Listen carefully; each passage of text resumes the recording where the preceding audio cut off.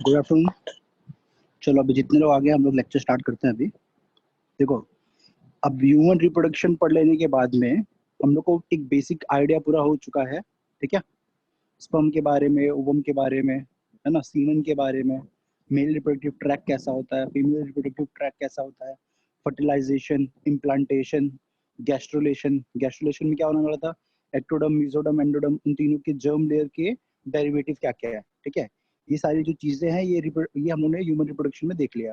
अब जो ये रिप्रोडक्टिव हेल्थ है, ठीक है, इसको 5 टॉपिक में डिवाइड किया गया है एज पर द एनसीईआरटी। सबसे पहली चीज क्या है कि जो ये पॉपुलेशन एक्सप्लोजन हो रहा है, ठीक है, पॉपुलेशन एक्सप्लोजन हो रहा है तो उसमें उसके साइड इफेक्ट्स क्या है, साइड इफेक्ट्स बेसिकली डिसएडवांटेजेस क्या है, और पॉपुलेशन एक्सप्लोजन को कंट्रोल कैसे करना है, ठीक है। तो population explosion and birth control ये फर्स्ट टॉपिक है। सेकेंड टॉपिक है, वैसे तो इसके पहले एक टॉपिक दिया है बट उतना सिग्निफिकेंट नहीं है, population explosion and birth control, ठीक है। उसके बाद में जो सेकेंड टॉपिक है वो है कि जो सेक्सुअली ट्रांसमिटेड डिजीज होते हैं, ठीक है, वो कौन से होते हैं, कौन से ऑर्गेनिजम्स उनको कॉज कराते हैं, ठीक है, और उससे प्रोटेक्शन का क्या तरीका हो सकता है। सेक्सुअली ट्रांसमिटेड डिजीज है। और एक होता है medical termination of pregnancy, MTP, जिसको हम बोलते हैं medical termination of pregnancy, MTP. जो मैंने तुमको थर्ड बोला, sexually transmitted diseases. Fourth topic है इनफर्टिलिटी, ठीक है। तो ये सारे टॉपिक्स प्रेजेंट हैं अपने एनसीईआरटी के अंदर।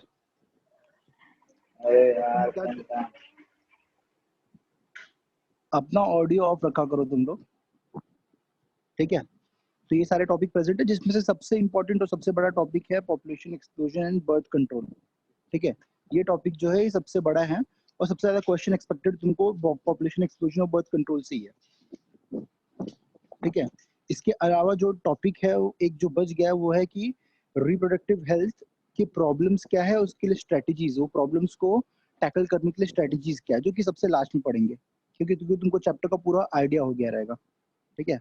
रिप्रोडक्टिव प्रॉब्लम्स क्या क्या है, उनसे टैकल करने के लिए स्ट्रेटजीज क्या क्या है, ठीक है। तो जो सबसे इंपॉर्टेंट टॉपिक है और जो सबसे बड़ा टॉपिक है population explosion and birth control, ठीक है, हम लोग इससे स्टार्ट करते हैं। तो देखो, सबसे पहली चीज क्या है, पॉपुलेशन एक्सप्लोजन क्या है।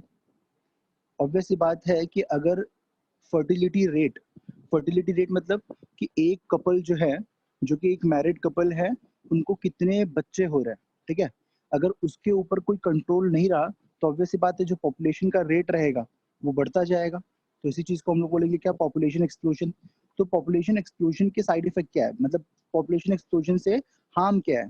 देखो, पहली बात क्या है कि रिसोर्सेज जो हम लोग के पास है, किसी भी कंट्री के पास में जो रिसोर्सेज है वो तो लिमिटेड है, ठीक है। और अगर पॉपुलेशन जो है वो बढ़ता ही जाएगा तो ऑब्वियस बात है जो रिसोर्सेज लिमिटेड थे वो खत्म होने लग जाएंगे, है ना। तो उससे क्या क्या चीजें जनरेट होंगी। अब उससे देखो, अभी तुम देख सकते हो कोई भी डेवलपिंग कंट्री या अंडर डेवलप कंट्री होती है, उन कंट्रीज में प्रॉब्लम क्या क्या होती है। सबसे पहली चीज होती है एम्प्लॉयमेंट नहीं होता है ना। स्टैंडर्ड ऑफ लिविंग जो होता है वो लो होता है एवरेज पब्लिक का। जो हेल्थ होता है, हेल्थ फैसिलिटीज जो होती है, ठीक है, वो भी पुअर होती है। और ये सब चीजें जो है किसी भी कंट्री का डेवलपमेंट मेजर करना है, तो किसी भी कंट्री का डेवलपमेंट मेजर करने के लिए ना हम लोग 2 पैरामीटर लेते हैं। पता है क्या 2 पैरामीटर लेते हैं। एक तो हम लोग देखते हैं कि उस कंट्री में कितनी मदर्स की डेथ हो रही है, ठीक है, कितनी मदर्स की डेथ हो रही है, जिसको हम लोग बोलते हैं मैटरनल मोर्टिलिटी रेट। मैटरनल मतलब मदर, मोर्टेलिटी, मोर्टेलिटी का मतलब डेथ। जैसे नेटैलिटी का मतलब होता है बर्थ, वैसे ही मोर्टेलिटी का मतलब होता है डेथ।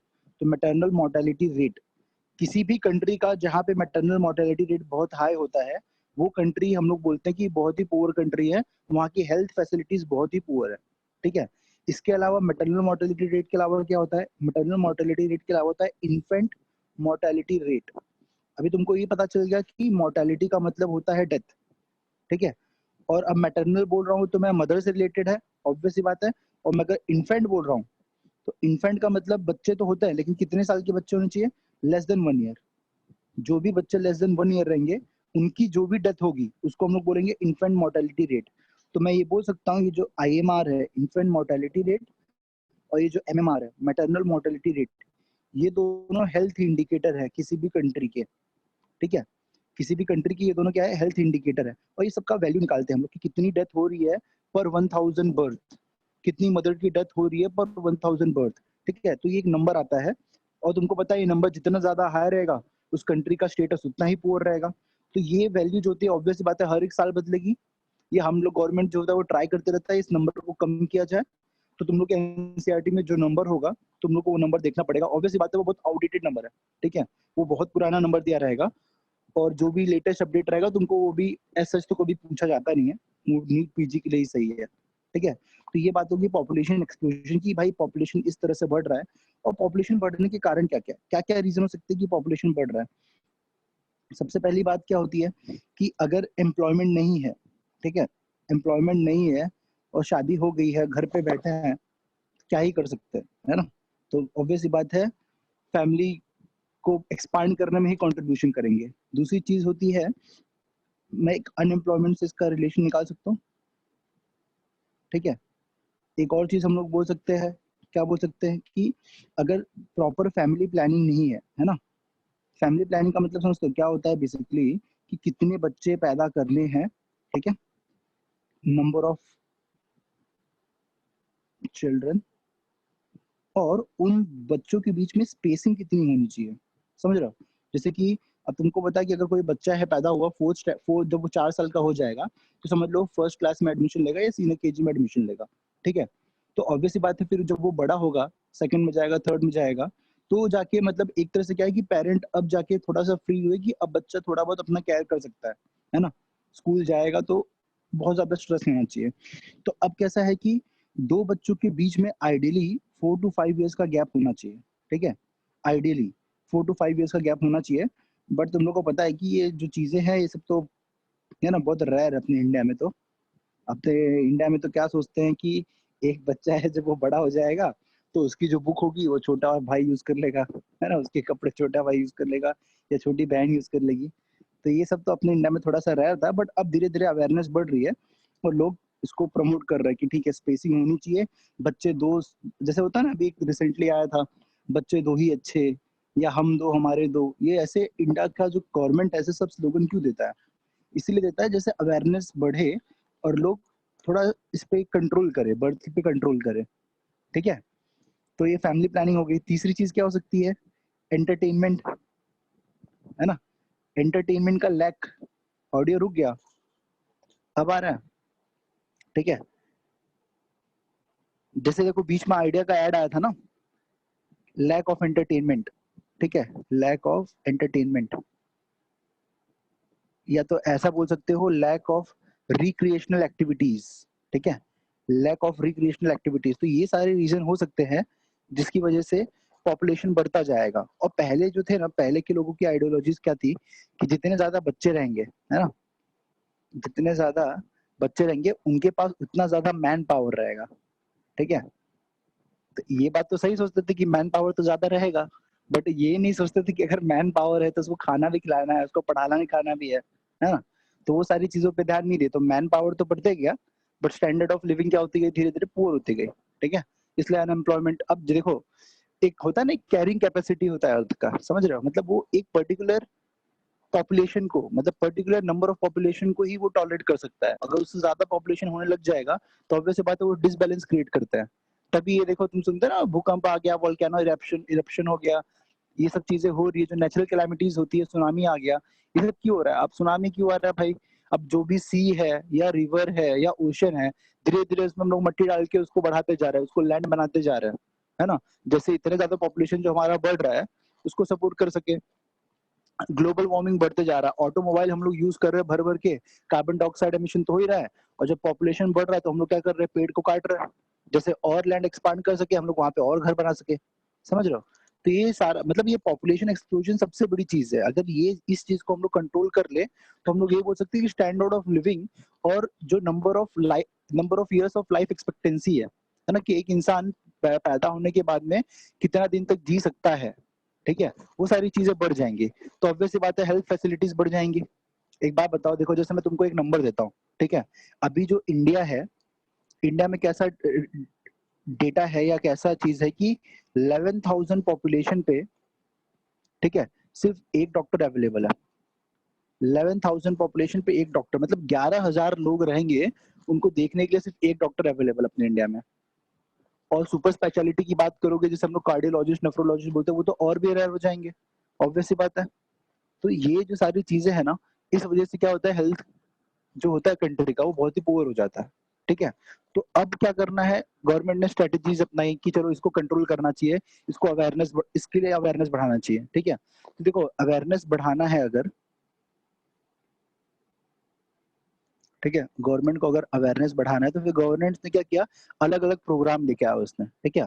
उसने क्या बोला, पहली बात तो क्या करेंगे हम लोग, ये मैसेज को देने के लिए टेलीविजन का यूज कर सकते हैं, है ना, टीवी पे एड्स दिखाएंगे। दूसरा, उन लोग ने बोला कि रोड शोज कर सकते हैं, है ना, जिसमें जैसे गांव गांव में घूमना, वहां पे शोज करना, जैसे लोगों को आइडिया है कि अच्छा ये चीजें क्या होती है, क्या करना चाहिए, कि जो बर्थ कंट्रोल के लिए पिल्स होते हैं, ठीक है, ये कोई भी डिवाइसेस होते हैं, आगे बढ़ेंगे हम लोग, उसको फ्री में डिस्ट्रीब्यूट करना स्टार्ट करना, ठीक है। फिर प्रमोट करना कि मतलब जैसे प्रमोट करना किस चीज को, वेसेक्टोमी और ट्यूबेक्टोमी को। गवर्नमेंट ने बोला कि जो भी स्टरलाइजेशन करा लेगा, वेसेक्टोमी तुम समझ सकते हो क्या होगा, वेसेक्टोमी मतलब वासा डिफरेंशिया, सॉरी वासा डिफरेंशिया जो होता है उसको कट करना, एक्टोमी मतलब कट करना, ठीक है। वेसेक्टोमी मतलब वासा डिफरेंशिया, क्योंकि पता है तुमको कि जो टेस्टिस है, टेस्टिस में जो स्पर्म प्रोड्यूस हो रहा है, उसको लेके कौन जा रहा है, वासा डिफरेंशिया। तो वासा डिफरेंशिया को अगर हम लोग कट कर दे, तो ऑब्वियस सी बात है ये स्टरलाइज हो जाएगा मेल। तो वेसेक्टोमी कराना या ट्यूबेक्टोमी कराना, ये सब के लिए पैसे मिलने लग गए। गवर्नमेंट हॉस्पिटल में अगर जो भी वेसेक्टोमी करा रहा है, ट्यूबेक्टोमी करा रहा है, उसके लिए गवर्नमेंट क्या करने लग गया, पैसा देने लग गया। ऑब्वियस सी बात, अगर वेसेक्टोमी और ट्यूबेक्टोमी होगा तो फर्टिलाइजेशन रेट तो कम ही हो जाएगा ना, ठीक है। तो गवर्नमेंट ने इस तरह से इनिशिएटिव लिया, ठीक है। तो अब हम लोग देखते हैं कि ऐसे क्या क्या चीजें हैं जो एक्चुअल में बर्थ कंट्रोल के लिए यूज हो सकती है, ठीक है। तो देखो लिखता हूँ बर्थ कंट्रोल, ठीक है। तो सबसे पहली बात क्या है कि क्या क्या मेथड्स अवेलेबल हैं। तो पहले हम लोग ये क्लासिफिकेशन पढ़ लेंगे कि बर्थ कंट्रोल के लिए क्या क्या मेथड्स अवेलेबल है, ठीक है। तो सबसे पहले इसको हम लोग डिवाइड करते हैं दो पार्ट में, एक तो होगा टेम्पररी मेथड और एक होगा परमानेंट मेथड, ठीक है। तो हम लोगों ने क्या बोला, एक क्या होगा, एक होगा टेम्पररी, मतलब टेम्पररी मेथड मतलब तुम उसको थोड़े दिन के लिए यूज कर सकते हो, उसको रिवर्स भी कर सकते हो। और जो परमानेंट होगा उसको ऑब्वियस सी बात है उसको रिवर्स नहीं कर सकते, है ना। जैसे मैंने एग्जांपल लिख दिया स्टरलाइजेशन का, जैसे मैं एग्जांपल दे रहा हूँ स्टरलाइजेशन का, यहाँ पे मैं लिखता हूँ मेल स्टरलाइजेशन भी हो सकता है, फीमेल स्टरलाइजेशन भी। तो अगर मेल स्टरलाइजेशन होगा, परमानेंट मतलब मेल स्टरलाइजेशन में लिख रहा हूँ मेल स्टरलाइजेशन, और तुमको पता है मेल स्टरलाइजेशन को हम लोग क्या बोलते हैं, ऑब्वियस सी बात है वासा डिफरेंशिया को कट करना है, तो वेसेक्टमी, ठीक है। और दूसरी चीज क्या है, ट्यूबेक्टमी। ट्यूबेक्टमी मतलब ऑब्वियस सी बात है फीमेल में जो फेलोपियन ट्यूब होता है, ट्यूब फेलोपियन ट्यूब, उसको क्या कर देना, कट करके निकाल देना, थोड़ा सा पार्ट कट कर देना, और उसको बाद में एंड को टाई कर देना। ये हम लोग देखेंगे कैसे होता है, सबसे लास्ट में परमानेंट पे जाएंगे, ठीक है। तो ऑब्वियस बात है जो ट्यूबेक्टमी है वो क्या है, वो फीमेल स्टरलाइजेशन है, फीमेल स्टरलाइजेशन, स्टेरिलाइजेशन होता है ना, स्पेलिंग गलत है मतलब, ठीक है वो मैनेज कर लो, ठीक है। तो मेल स्टरलाइजेशन, फीमेल स्टरलाइजेशन। अब दूसरी चीज क्या है, टेम्पररी मेथड, ठीक है। अब टेम्पररी मेथड की बात करते हैं हम लोग, टेम्पररी मेथड में क्या क्या चीजें हैं, ठीक है। तो सबसे पहले देखते हैं टेम्पररी में क्या है। तो एक चीज है टेम्पररी में, सबसे पहले नेचुरल मेथड्स, ठीक है। नेचुरल क्या क्या ऐसे मेथड है जिससे हम बर्थ कंट्रोल कर सकते हैं बिना किसी डिवाइस या बिना किसी मेडिसिन या बिना किसी बैरियर का यूज किए, ठीक है। सेकंड चीज है बैरियर मेथड,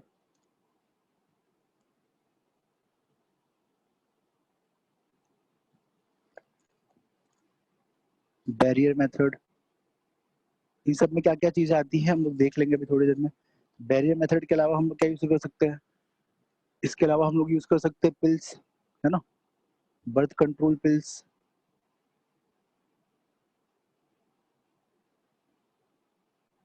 पिल्स से एक और चीज हो सकती है इमरजेंसी कॉन्ट्रासेप्टिव पिल्स।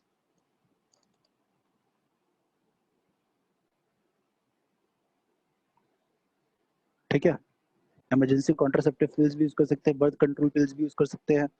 इसके अलावा हम लोग क्या यूज कर सकते हैं? हम लोगों ने बोला जैसे डिवाइसेस, मैंने बोला था, तो डिवाइसेस कैसे हो सकते हैं? कॉपर के बने हो सकते हैं, या हार्मोनल डिवाइसेस हो सकते हैं। तो उस डिवाइसेस को हम लोग क्या करते हैं? यूट्रस में इम्प्लांट कर देता है, यूट्रस के अंदर। ठीक है, तो उसको हम लोग क्या बोलते हैं? Intra uterine devices. ठीक है, तो मैंने क्या बोला कि ये जो डिवाइसेस होते हैं उसको हम लोग कहाँ पे इम्प्लांट करते हैं? यूट्रस के अंदर। तो देखो लिखा मैंने इंट्रा यूटेराइन डिवाइसेस। ठीक है, इंट्रा यूटेराइन डिवाइसेस। फिर एक और मेथड क्या हो सकता है? इसके अलावा हम लोग इंजेक्शंस का यूज कर सकते हैं। कैसे इंजेक्शन? ऐसे इंजेक्शन जो बॉडी के अंदर हार्मोनल चेंजेस लाएंगे, जिस वजह से ओव्यूलेशन नहीं होगा और फर्टिलाइजेशन भी पॉसिबल नहीं रहेगा। ऑब्वियस सी बात है। तो हम लोगों ने बोला कि हम लोग इंजेक्शन यूज कर सकते हैं। ठीक है, इंजेक्शन के अलावा और क्या यूज कर सकते हैं? हम लोग बॉडी के इम्प्लांट्स यूज कर सकते हैं। मतलब क्या होता है, स्किन के नीचे मैं ऐसे कोई डिवाइसेस रख दूं, या ऐसा कोई मैं सब्सटेंस रख दूं, ठीक है, जिस वजह से क्या करे, वो बर्थ कंट्रोल को प्रिवेंट करे। तो जिसको हम लोग क्या बोलते हैं? इम्प्लांट्स। ठीक है, जो बॉडी के अंदर कोई भी चीज तुम डालते हो उसको हम लोग इम्प्लांट ही बोलते हैं ना। जैसे हार्ट का लिए हम लोग हार्ट के लिए पेस मेकर यूज करते हैं। ठीक है, तो ये इम्प्लांट्स। तो ये चीजें देखेंगे। इसके अलावा कुछ बच जाएगा तो लास्ट में हम लोग मिसलिनियस करके देख लेंगे। ठीक है, तो देखो सबसे पहले लिखा है नेचुरल मेथड। तो अब हम लोग देखते हैं कि ये नेचुरल मेथड में क्या क्या चीजें आती हैं।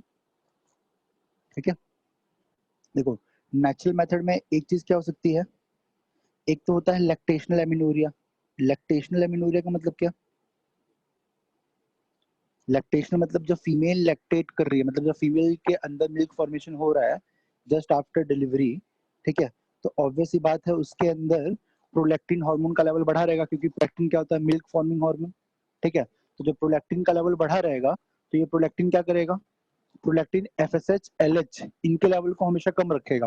और तुमको पता है अगर एफएसएच एलएच का लेवल कम रहेगा तो एस्ट्रोजन प्रोजेस्टेरोन नहीं आएंगे, है ना। अगर एफएसएच एलएच का लेवल कम भी है तो ओव्यूलेशन भी नहीं होगा। तुमको पता है ओव्यूलेशन के लिए एलएच सर्च चाहिए होता है, और फॉलिकल्स को ग्रो करने के लिए एफएसएच चाहिए होता है। तो एफएसएच और एलएच का लेवल क्यों नहीं बढ़ रहा है? क्योंकि बॉडी के अंदर प्रोलैक्टिन का लेवल ज्यादा है। और प्रोलैक्टिन का लेवल क्यों ज्यादा है? क्योंकि फीमेल ने क्या किया है? बच्चे को जन्म दिया है ना। तो अगर बर्थ दिया है बच्चे को तो उसके अंदर मिल्क का प्रोडक्शन होना चाहिए। और मिल्क प्रोडक्शन के लिए कौन सा हार्मोन रिस्पॉन्सिबल होता है? प्रोलैक्टिन। ठीक है, तो ये लैक्टेशनल एमिनोरिया के अंदर प्रोलैक्टिन का लेवल ज्यादा होता है, इस वजह से नहीं होगा। दूसरी चीज क्या हो सकती है? कैलेंडर मेथड होता है।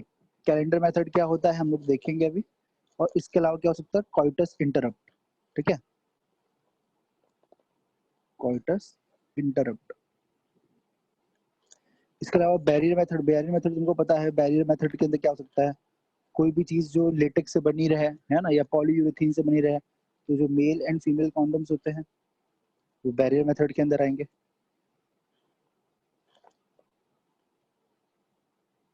ठीक है, birth control pills. Birth control pills के अंदर क्या आता है? हाँ, मैं सब वापस बताऊंगा। अभी ये सब बस मैं ऐसे एक ब्रीफिंग कर रहा हूँ। ठीक है, अच्छा अच्छा ठीक है। तो ये अभी बस मैं ब्रीफिंग कर रहा हूँ, वापस से बताऊंगा। बर्थ कंट्रोल पिल, अभी ये सारी हेडिंग को हम लोग को एक एक करके डिटेल में देखना पड़ेगा। ठीक है, बर्थ कंट्रोल पिल्स के अंदर जो गवर्नमेंट देता है, जैसे कि हम लोग को पता है एस्ट्रोजन और प्रोजेस्टेरोन को कॉम्बिनेशन, जिसको हम लोग बोलते हैं ओसी पिल्स, है ना, ओरल कॉन्ट्रासेप्टिव पिल्स, जिसके अंदर माला डी, माला एन, ये सारी चीजें आती है। इमरजेंसी कॉन्ट्रासेप्शन पिल, तुम लोगों ने इसका तो ऐड देखा ही रहेगा, आई पिल का एक ऐड आता है ना। विद इन 72 आवर्स ये पिल कंज्यूम करते हैं तो ऑब्वियस सी बात है वो फर्टिलाइजेशन को प्रिवेंट कर लेगा या इम्प्लांटेशन को प्रिवेंट कर लेगा।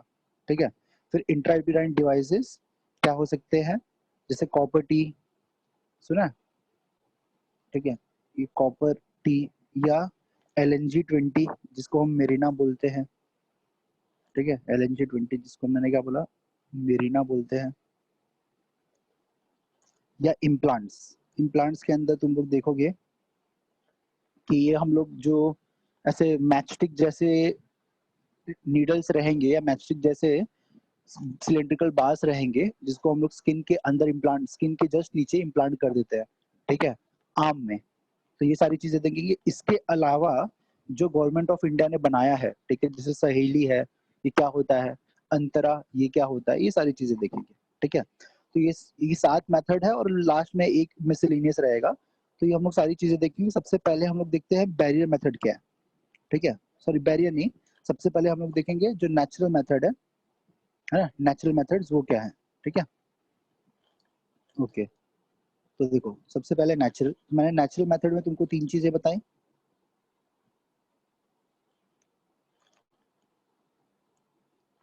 ठीक है। नेचुरल मेथड में 3 चीजें क्या बताई, मैंने सबसे बताया फर्स्ट जो है वो क्या है, लैक्टेशनल एमिनोरिया। लैक्टेशनल एमिनोरिया, देखो एमिनोरिया का मतलब क्या है, मतलब एब्सेंट, मिनोरिया मतलब मेंस्ट्रुअल साइकिल। तो मेंस्ट्रुअल साइकिल एब्सेंट है, तो ऑब्वियस बात है अगर मेंस्ट्रुअल साइकिल ही नहीं हो रहा है तो ओव्यूलेशन होगा क्या, नहीं होगा। और ओव्यूलेशन नहीं होगा तो ओवम आएगा, मतलब फीमेल एग आएगा क्या, नहीं आएगा।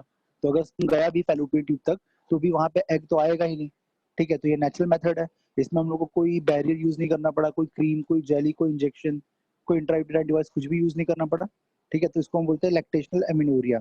अब इसमें होता क्या है, ऐसा क्या होता है लैक्टेशनल एमिनोरिया में कि जिस वजह से एक नेचुरल मेथड ऑफ कॉन्ट्रासेप्शन मिल रहा है। देखो सबसे पहली चीज, लैक्टेशन के लिए हार्मोन रिस्पॉन्सिबल कौन सा है, प्रोलैक्टिन, ठीक है।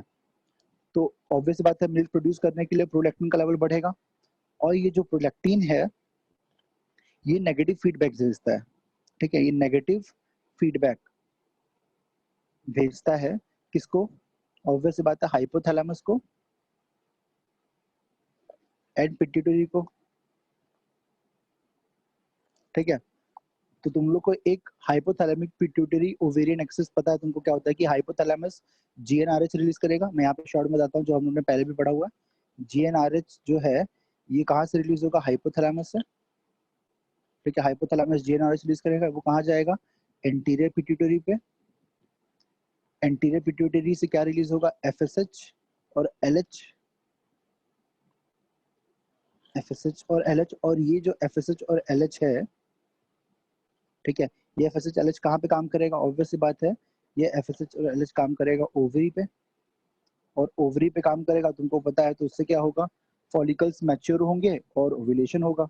तो अगर मैंने क्या बोला कि हाइपोथैलेमस को और एंटीरियर पिट्यूटरी को नेगेटिव फीडबैक भेज दिया है, किसने, प्रोलैक्टिन ने, तो जीएनआरएच भी नहीं आएगा, एफएसएच एलएच भी नहीं आएगा, तो ऑब्वियस बात है ओव्यूलेशन भी नहीं होगा, ठीक है। तो ये जो लिखा है negative feedback to hypothalamus and pituitary, तो इस वजह से क्या होगा अल्टीमेटली, एफएसएच का लेवल कम, एलएच का लेवल कम। तो अगर एफएसएच और एलएच का लेवल कम तो ओव्यूलेशन ही नहीं होगा, है ना, ओव्यूलेशन ही नहीं होगा, ठीक है। तो इससे ऑब्वियस सी बात है क्या हो जाएगा, ये एज ए कॉन्ट्रासेप्टिव काम करेगा। दूसरी चीज क्या है कि जो लैक्टेशनल एमिनोरिया होता है ये कितने मंथ तक, हम लोग बोल सकते हैं कि कितने मंथ तक ये इफेक्टिव है। देखो जो टेक्स्ट बुक बोलता है, लिखता है वो अप टू 6 मंथ्स, ठीक है। टेक्स्ट बुक के अकॉर्डिंग अप टू 6 मंथ्स तक ये इफेक्टिव है, बट तुम जब आगे पढ़ोगे तो तुमको समझ में आएगा ये एक्चुअल में अप टू 3 मंथ्स इफेक्टिव होता है।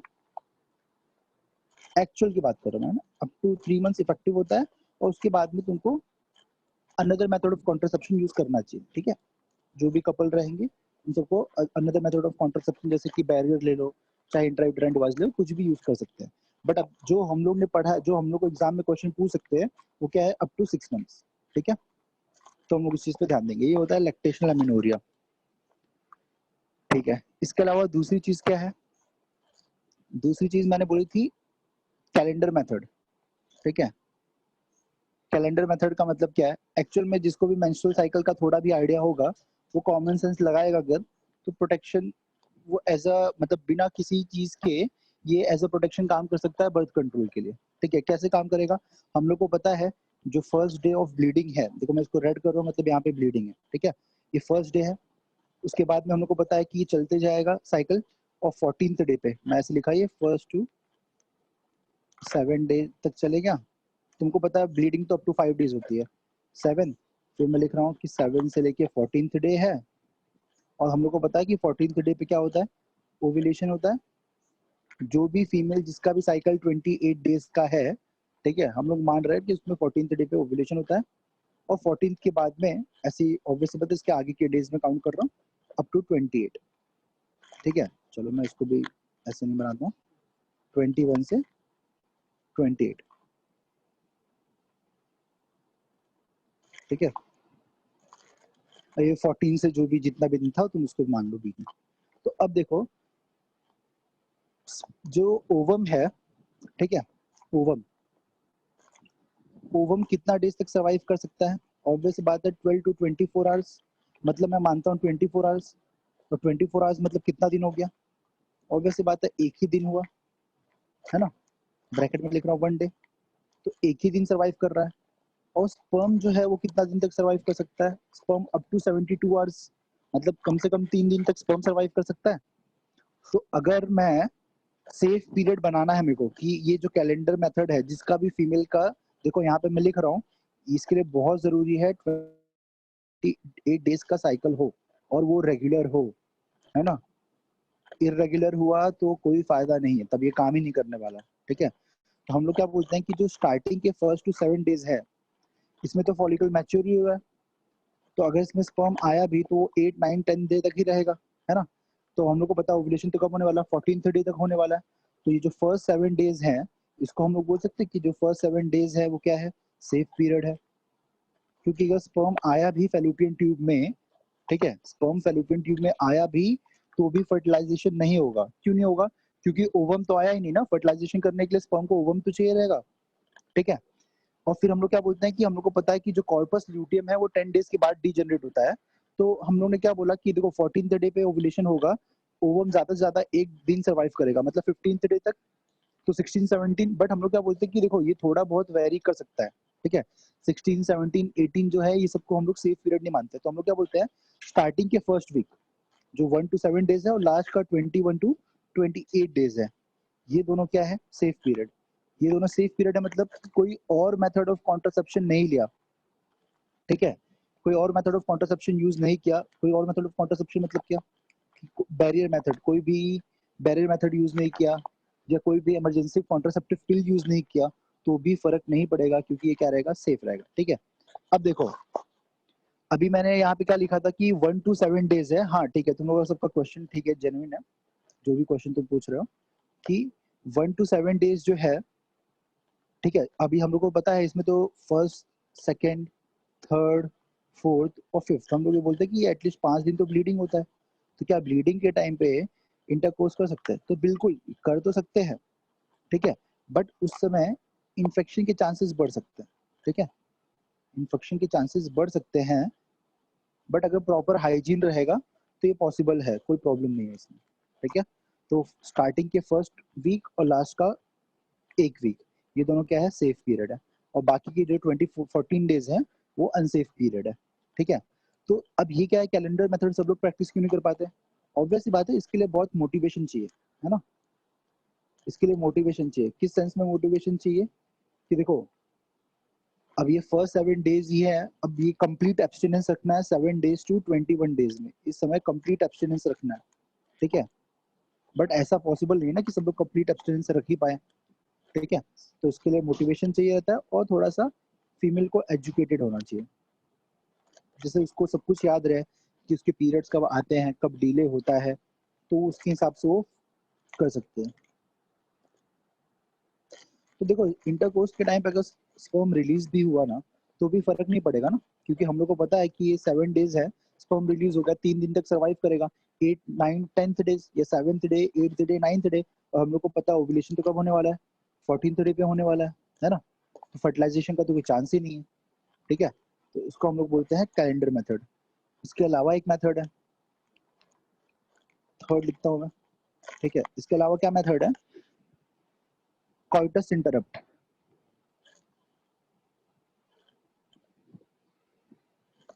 मोटिवेशन के बारे में ये बोला है मैंने कि देखो मोटिवेशन हाईली मोटिवेटेड होना चाहिए, मतलब उसको पता रहना चाहिए कि 14 डेज टू 21 डेज में कंप्लीट एब्स्टिनेंस रखना है, मतलब सेक्सुअल इंटरकोर्स होना ही नहीं चाहिए, है ना। तो अब इसके ऊपर फीलिंग्स जो होती है, फीलिंग्स के ऊपर तुम्हारा दिमाग तुमको चलाना पड़ता है, इसलिए बोलते हैं, इसलिए हाईली मोटिवेटेड होना पड़ता है। कॉइटस इंटरप्ट्स, ठीक है। ये स्पेलिंग वापस से गलत ही है।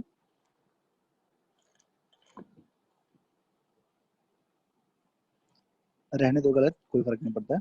ठीक है, तो कॉइटस इंटरप्ट का मतलब क्या है कि सेक्सुअल इंटरकोर्स के टाइम पे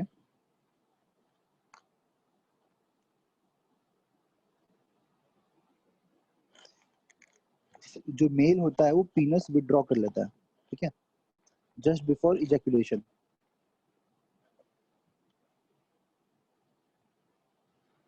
पीनस is withdrawn just before ejaculation, ठीक है।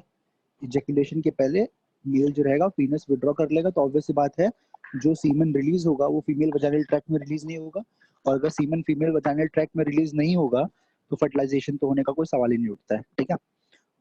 और तुमको एक चीज बता देता हूँ, इसको ऐसे स्टार मार्क कर लेना कि अभी जो फीमेल है उसको कैसे पता चलता है कि ओव्यूलेशन कब हुआ है, ठीक है। तो देखो हम लोग को ये पता है कि ओव्यूलेशन जो होता है एलएच सर्च की वजह से होता है, और ओव्यूलेशन के बाद में जो कॉर्पस ल्यूटियम होता है, ठीक है, कॉर्पस ल्यूटियम,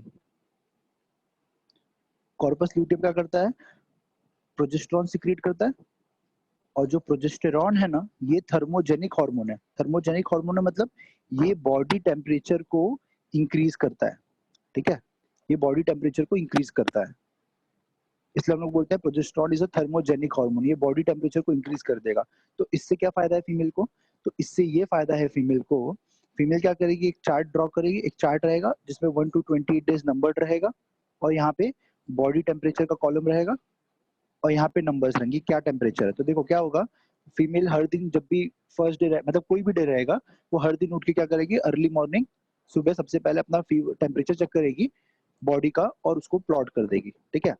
तो 1 2 13 14 ऐसे चलते जाएगा। तो देखो हम लोग को पता है 14th डे पे ओव्यूलेशन होता है, 14th डे पे जब ओव्यूलेशन होगा तो ऑब्वियस सी बात है कॉर्पस लूटियम भी बनेगा और साथ में ओवम भी आएगा, तो ये जो प्रोजेस्टेरॉन का लेवल बढ़ जाएगा, और जब प्रोजेस्टेरॉन का लेवल बढ़ जाएगा तो देखो नेक्स्ट डे टेम्परेचर देखो ऐसे आ गया। तो मतलब इसको अगर सब लोग डॉट कनेक्ट कर रहे हैं तो देखो अचानक से टेम्परेचर बढ़ा और उसके बाद प्रोजेस्टेरॉन का लेवल हाई रहेगा, तो ऑब्वियस सी बात है टेम्परेचर का लेवल बढ़ता जाएगा। तो फीमेल प्रेडिक्ट कर सकती है कि इस दिन पे ओव्यूलेशन हुआ है ना, क्योंकि ओव्यूलेशन के बाद में प्रोजेस्टेरॉन आ रहा है जो बॉडी टेम्परेचर बढ़ा दे रहा है। तो इसको हम लोग बोलते हैं बेसल बॉडी टेम्परेचर चार्ट, ठीक है। तो ये भी तरीका यूज हो सकता है एज ए कॉन्ट्रासेप्टिव का। बट ये सब जो मैंने बताया जितने भी नेचुरल मेथड, 4 नेचुरल मेथड तुमको मैंने बता दिए, ये फोर्थ मैं इसको मान लेता हूँ, ठीक है। सबसे पहले हम लोगों ने बोला था लैक्टेशनल अमीनोरिया, दूसरा हम लोग ने बोला था कैलेंडर मेथड, तीसरा बोल दिया हम लोगों ने कॉइटस इंटरप्ट, और चौथा बोल दिया बेसल बॉडी टेम्परेचर। ये तो तुम चौथे को तुम मानो भी मत। तो ये जो मेथड है ना कोई शो शॉर्ट मेथड नहीं है, कि जरूरी नहीं कि इससे की प्रेगनेंसी ना ही हो, ठीक है। मैंने बोला हर एक चीज का प्रॉब्लम है। कॉर्टस इंटरप्ट में क्या है कि जो मेल है, मेल पार्टनर है, वो अपना पीनस विड्रॉ कर रहा है जस्ट बिफोर इजैकुलेशन, बट अगर विड्रॉ नहीं कर पाया तो, है ना, अगर इजैकुलेट कर दिया फीमेल वजाइनल ट्रैक्ट के अंदर ही, तो क्या हो जाएगा, प्रेगनेंसी के चांसेस ऑब्वियस से बातें बढ़ जाएंगे। दूसरा मैंने बोला लैक्टेशनल अमीनोरिया, फर्स्ट 3 मंथ्स तो हम उसको सेफ मानते हैं, बट किसमें, जो भी फीमेल एक्चुअल में बच्चे को मिल्क दे रही है ना, बच्चा मिलकर मिल्क पी रहा है, ब्रेस्ट मिल्क ले रहा है बच्चा, तभी वो इफेक्टिव मेथड है, वरना वो मेथड भी इफेक्टिव नहीं है, ठीक है। फिर मैंने क्या बोला, ठीक है, फिर मैंने बोला कि एक और मेथड हम लोगों ने बोला था कि ये जो 7 डेज जो स्टार्टिंग के हैं और लास्ट के 7 डेज वो सेफ है, ठीक है, कैलेंडर मेथड। बट वो भी कब, जब साइकिल क्या रहे, रेगुलर रहे, ठीक है, और 28 डेज का ही साइकिल रहे तभी, वरना वो भी सेफ नहीं है, ठीक है। तो ये हो गया हम लोग का जो फर्स्ट टॉपिक था। हम लोगों ने बोला कितने मेथड है, तो देखो ये फर्स्ट मेथड था हमारा जो नेचुरल मेथड है, ठीक है, ये हो गया। अब इसके अलावा दूसरा मेथड क्या है, दूसरा मेथड है बैरियर मेथड। देखो बैरियर मेथड बहुत ही सिंपल है, बैरियर मेथड के बारे में सबको अवेयरनेस तो रहता ही है। बैरियर मेथड, तो बैरियर मेथड में तुम क्या यूज कर सकते हैं, सब लोग क्या यूज कर सकते हैं बेसिकली, देखो मेल सर लैक्टेशनल अमीनोरिया वाला वापस बताओ ना। लैक्टेशनल अमीनोरिया वापस बताऊं, अभी कितनी बार बताऊंगा, एक बार तो बताया ना अभी। देखो क्या बोला मैंने, कैसे तुम लोग का ध्यान नहीं रहता क्या लेक्चर में। ये देखो नहीं यहाँ सर, पे क्या लिखा था, नेटवर्क। अच्छा ठीक है, देखो ये बताया था मैंने लैक्टेशनल अमीनोरिया की, लैक्टेशनल अमीनोरिया में क्या होगा, प्रोडक्टिन का लेवल बढ़ेगा, और जब प्रोलैक्टिन का लेवल बढ़ेगा तो वो नेगेटिव फीडबैक देगा हाइपोथैलेमस को, पिट्यूटरी को। तो एफएसएच और एलएच का लेवल क्या हो जाएगा, कम हो जाएगा। और जब एफएसएच एलएच का लेवल कम रहेगा तो ओव्यूलेशन नहीं होगा, और जब ओव्यूलेशन नहीं होगा तो फीमेल एग है ही नहीं, और फर्टिलाइजेशन के लिए मेल स्पर्म के साथ में फीमेल एग तो चाहिए होता है ना। तो जब फीमेल एग है ही नहीं तो ये नेचुरल मेथड है ना, मतलब फर्टिलाइजेशन ही नहीं होगा तो बर्थ कंट्रोल के लिए काम आ गया। ठीक है, अब मैं बात कर रहा था सेकंड जो है बैरियर मेथड। तो बैरियर मेथड मैंने क्या बोला, अब हम लोग को देखना पड़ेगा बैरियर मेथड मेल के लिए क्या ऑप्शन अवेलेबल है और फीमेल के लिए क्या क्या ऑप्शन अवेलेबल है। देखो बहुत ही सिंपल सी चीज है, मेल के लिए सिर्फ एक ही बैरियर मेथड में ऑप्शन अवेलेबल है जिसको हम बोलते हैं मेल कॉन्डम। ठीक है, मेल कॉन्डम। पहली बात, ये जो मेल कॉन्डम होता है, क्यों इसको मेल कॉन्डम बोल रहे हैं, ऑब्वियस बात है क्योंकि फीमेल कॉन्डम भी होता है। ठीक है, फीमेल कॉन्डम भी होता है। और फीमेल के पास इसके अलावा क्या मेथड अवेलेबल है, फीमेल के पास में सर्वाइकल डायफ्राम। सर्वाइकल डायफ्राम मतलब क्या, तुमको सर्विक्स के बारे में पता है, जो यूट्रस और वजाइना के बीच में जो कनेक्शन है वो क्या, सर्विक्स है। ठीक है, हाँ, सर्वाइकल डायफ्राम अवेलेबल है। सर्वाइकल डायफ्राम के अलावा एक वजाइनल स्पॉन्ज होता है, वजाइनल स्पॉन्ज, जिसको जिसका ब्रांड नेम या जिसको मैं बोल सकता हूँ टुडे के नाम से जानते हैं। टुडे, टुडे जो है वो वजाइनल स्पॉन्ज है। ठीक है, क्या करता है वो स्पर्म को फैगोसाइटोज करता है, बेसिकली वो स्पर्म को मारता है, तो वो स्पर्मिसाइडल है। तो फीमेल के पास ये तीन ऑप्शन अवेलेबल है, सब चीज का डायग्राम भी देख लेंगे हम लोग। अभी क्या डिफरेंस है दोनों चीजों में, मेल कॉन्डम में फीमेल कॉन्डम में, अभी मैं वो बताता हूँ तुमको। देखो, जो मेल कॉन्डम है, पहली बात, चाहे मेल कॉन्डम हो चाहे फीमेल कॉन्डम हो, ठीक है, ये वन टाइम यूज है, मतलब बार बार इसको रीयूज नहीं कर सकते, सेम प्रॉपर्टी इसका भी। दूसरा, जो मेल कॉन्डम है ये बना हुआ है लेटेक्स से, लेटेक्स, लेटेक्स सब्सटेंस होता है। बट जो फीमेल कॉन्डम है वो बना हुआ है पॉलीयूरिथेन से। ठीक है, ये पॉलीयूरिथेट बोल सकते हो तुम, पॉलीयूरिथेट। ठीक है, तो ऑब्वियस बात, अगर ये लेटेक्स से बना है तो ये चीप है। चीप है मतलब ऑब्वियस बात है, इसका कॉस्ट जो रहेगा वो कम कॉस्ट रहेगा। ठीक है, और ये जो पॉलीयूरिथेट है तो इसलिए ये कॉस्टली है। तो गवर्नमेंट ऑफ इंडिया इसको फ्री में डिस्ट्रीब्यूट करता है। ठीक है, गवर्नमेंट ऑफ इंडिया जो होता है वो मेल कॉन्डम को क्या करता है, फ्री में डिस्ट्रीब्यूट करता है। बट फीमेल कॉन्डम फ्री नहीं होते क्योंकि वो कॉस्टली है ना, तो इसलिए ऐसे लिख रहा हूँ कि ये फ्री नहीं होते। ठीक है, तो ये मेल कॉन्डम और फीमेल कॉन्डम में डिफरेंस है। मेल कॉन्डम में मैं बोल सकता हूँ, अभी तुम जब डायग्राम देखोगे तो तुमको समझ में आएगा, मेल कॉन्डम में सिर्फ एक रिंग प्रेजेंट रहेगा, फीमेल कॉन्डम में दो रिंग प्रेजेंट रहेगा। ठीक है, और जो जो वर्ड है, जैसे कि आधे लोग, आधे कुछ लोग को लगता है कि निरोध जो होता है वो मेल कॉन्डम होता है, बेसिकली ये मेल कॉन्डम का ब्रांड है, निरोध ये मेल कॉन्डम का ब्रांड है। ठीक है, तो मैंने बोला फीमेल के पास क्या क्या ऑप्शन अवेलेबल है बैरियर मेथड के लिए, तो एक हम लोगों ने बोल दिया फीमेल कॉन्डम। ठीक है, जिसके बारे में तुम लोगों ने देख लिया।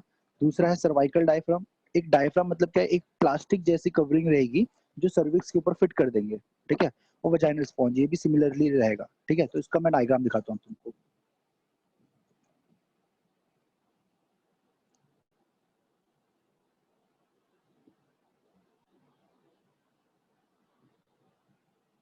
देखो, ये सबसे पहला डायग्राम है। ठीक है,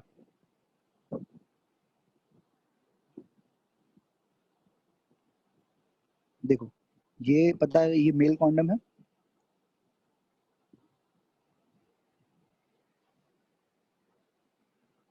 हाँ बताता हूँ। ठीक है, ये क्या है, ये मेल कॉन्डम है। ठीक है, और ये जो है ये क्या है, ये फीमेल कॉन्डम है। दोनों वन टाइम यूज के लिए है। इसके अंदर जो मटेरियल है वो कौन सा मटेरियल है, ऑब्वियसली बात है, हम लोगों ने बोला लेटेक्स, और इसमें जो मटेरियल वो कौन सा है, पॉलीयूरिथीन। ठीक है, देखो यहाँ पे सिर्फ एक रिंग प्रेजेंट है, और यहाँ पे देखो कितना रिंग प्रेजेंट है, यहाँ पे दो रिंग प्रेजेंट है। ठीक है, तो देखो अब इसका एक बात बताओ, इन सब का फंक्शन क्या है, ये बैरियर मेथड है, ऑब्वियस बात है, ये पीनस के ऊपर ये लेटेक्स रहेगा, और वजाइना के वजाइनल वॉल के अराउंड में क्या प्रेजेंट रहेगा, ये पॉलीयूरिथीन प्रेजेंट रहेगा। तो अभी तुम लोगों ने देखो जितने भी ऐड देखे रहेंगे टीवी में आते हैं जो, ठीक है, जो फ्लेवर्ड कॉन्डम्स होते हैं, इन सब का क्या फंक्शन है। तो देखो एकदम कॉमन सेंस लगाओ, ये जो लेटेक्स मटेरियल है, ठीक है, लेटेक्स मटेरियल का जो लेटेक्स मटेरियल होता है ये इरिटेट कर सकता है, या इसका जो स्मेल होता है, ठीक है, ये क्या कर सकता है, ये इरिटेट कर सकता है किस चीज को, वजाइनल वॉल को, और ऑब्वियस बात है स्मेल है तो ब्रेन को इरिटेट करेगा, है ना। तो इस वजह से डिफरेंट डिफरेंट फ्लेवर रहेगा। तो फ्लेवर में क्या फर्क रहेगा, इसमें फ्रेग्रेंस रहेगा, है ना, जो कि लेटेक्स से डिफरेंट रहेगा। बस यही फंक्शन है फ्लेवर्ड कॉन्डम्स का, और कोई लेना देना ही नहीं है, ठीक है। ओके, इसके अलावा जो भी तुम सोचते रहोगे ना वो सब चीज तुम गलत सोचते थे। बस ये चीज होता है कि जो लेटेक्स होता है वो वजाइनल वॉल को इरिटेट कर सकता है, या उससे हम लोग बोलते हैं कि कॉन्टैक्ट डर्मेटाइटिस भी हो सकता है। तो देखो अब लेटेक्स मटेरियल तो नहीं बदल रहा है, बट उसका जो फ्लेवर चेंज करते हैं तो उससे उसका स्मेल चेंज हो सकता है, ठीक है, उसमें फ्रेग्रेंस आ जाएगा। तो बहुत लोगों को जिनको हेडेक होता था ये सारी चीजें नहीं होंगी इससे, ठीक है। तो ऑब्वियस बात है लोग इस चीज को अडॉप्ट करेंगे, है ना। ओके, देखो लेकिन सबसे डिसएडवांटेज इसका क्या है कि पहली बात तो इसका डिसएडवांटेज जिस वजह से लोग प्रेफर नहीं करते इसको, ये प्लेजर जो होता है उसको डिक्रीज करता है, ठीक है, डिक्रीजेस प्लेजर। फिर और एक और इसका एडवांटेज में बोलूं क्या रहेगा, तो पहली बात तो ये कॉन्ट्रासेप्शन का तो काम कर ही रहा है, एडवांटेज की बात कर रहा हूँ मैं, ठीक है। एडवांटेज में हमने क्या बोला कि कॉन्ट्रासेप्शन का तो काम कर ही रहा है। दूसरा ये जो सेक्सुअली ट्रांसमिटेड डिजीजेस होते हैं, सेक्सुअली ट्रांसमिटेड डिजीज या सेक्सुअली ट्रांसमिटेड इन्फेक्शंस जो होते हैं उन सबको क्या करता है, ये कम करता है, उन सबके रेट को कम करता है ये, ठीक है। तो ये जो हो गया ये मेल कॉन्डम और फीमेल कॉन्डम हो गया। फिर मैंने क्या बताया था, सर्वाइकल डायफ्राम और टुडे वजाइनल स्पॉन्ज, ठीक है। तो अब मैं दूसरा डायग्राम दिखाता हूँ।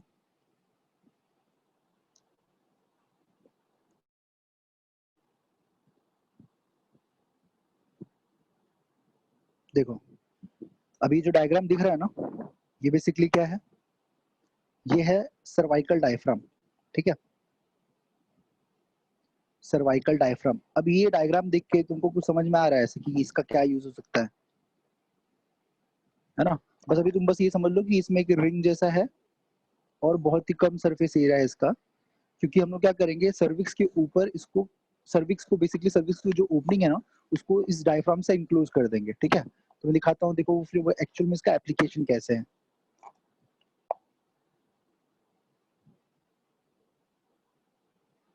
ये देखो, ये दिखा, देखो अभी यहाँ पे क्या हो रहा है, ये यूट्रस है, देखो मैं डायग्राम दिखा रहा हूँ, ये जो है स्ट्रक्चर, देखो मैं दूसरा कलर यूज करता हूँ, ये जो स्ट्रक्चर है ये यूट्रस है, और इसका जो एंड है वो क्या है, बेसिकली सर्विक्स है। तो हम लोगों ने क्या किया, ये वजाइना है, ठीक है, वजाइना से पुश कर दिया किस चीज को, डायफ्राम को। तो अल्टीमेटली ये डायफ्राम देखो फिर बाद में जाके कैसा दिख रहा है, ये दिख रहा है सर्विक्स, सर्विक्स की जो कवरिंग थी उसके ऊपर क्या आ गया, सर्विक्स की जो ओपनिंग थी उसके ऊपर क्या आ गया, डायफ्राम। अगर डायफ्राम आ गया तो देखो स्पर्म जो है इसके आगे जा नहीं सकता। तो अगर स्पर्म जा नहीं सकता, हमको साइट ऑफ फर्टिलाइजेशन पता नहीं क्या है, साइट ऑफ फर्टिलाइजेशन है एम्प्यूला, है ना। तो अगर एम्प्यूला तक स्पर्म पहुंच ही नहीं सकता, बेसिकली सर्विक्स के आगे नहीं जा सकता, तो फर्टिलाइजेशन होने का कोई चांस ही नहीं है, ठीक है। तो देखो लिखा हुआ है barrier method, the diaphragm fits over the cervical opening, prevents sperm from entering the uterus, है ना। तो ये काम हो गया डायफ्राम का। तो मैंने फीमेल में क्या क्या चीजें बोली थी, मैंने फीमेल में 3 चीज बोला था। एक बोला था फीमेल कॉन्डम, ठीक है, जिसका डायग्राम हम लोगों ने देख लिया। फिर दूसरी चीज मैंने बोली थी डायफ्राम, कैसा डायफ्राम, सर्वाइकल। क्यों सर्वाइकल बोल रहे हैं, देखो ये सर्विक्स के ऊपर ये फिट हो रहा है इसलिए हम लोग बोल रहे हैं सर्वाइकल डायफ्राम, ठीक है। तीसरी चीज मैंने क्या बोली, तीसरी चीज मैंने बोली थी जो टुडे होता है, जिसको हम लोग बोलते हैं वजाइनल स्पॉन्ज, ठीक है, टुडे, ये इस नाम से जाना जाता है। देखो अब मैं इसका डायग्राम दिखाता हूँ टुडे का।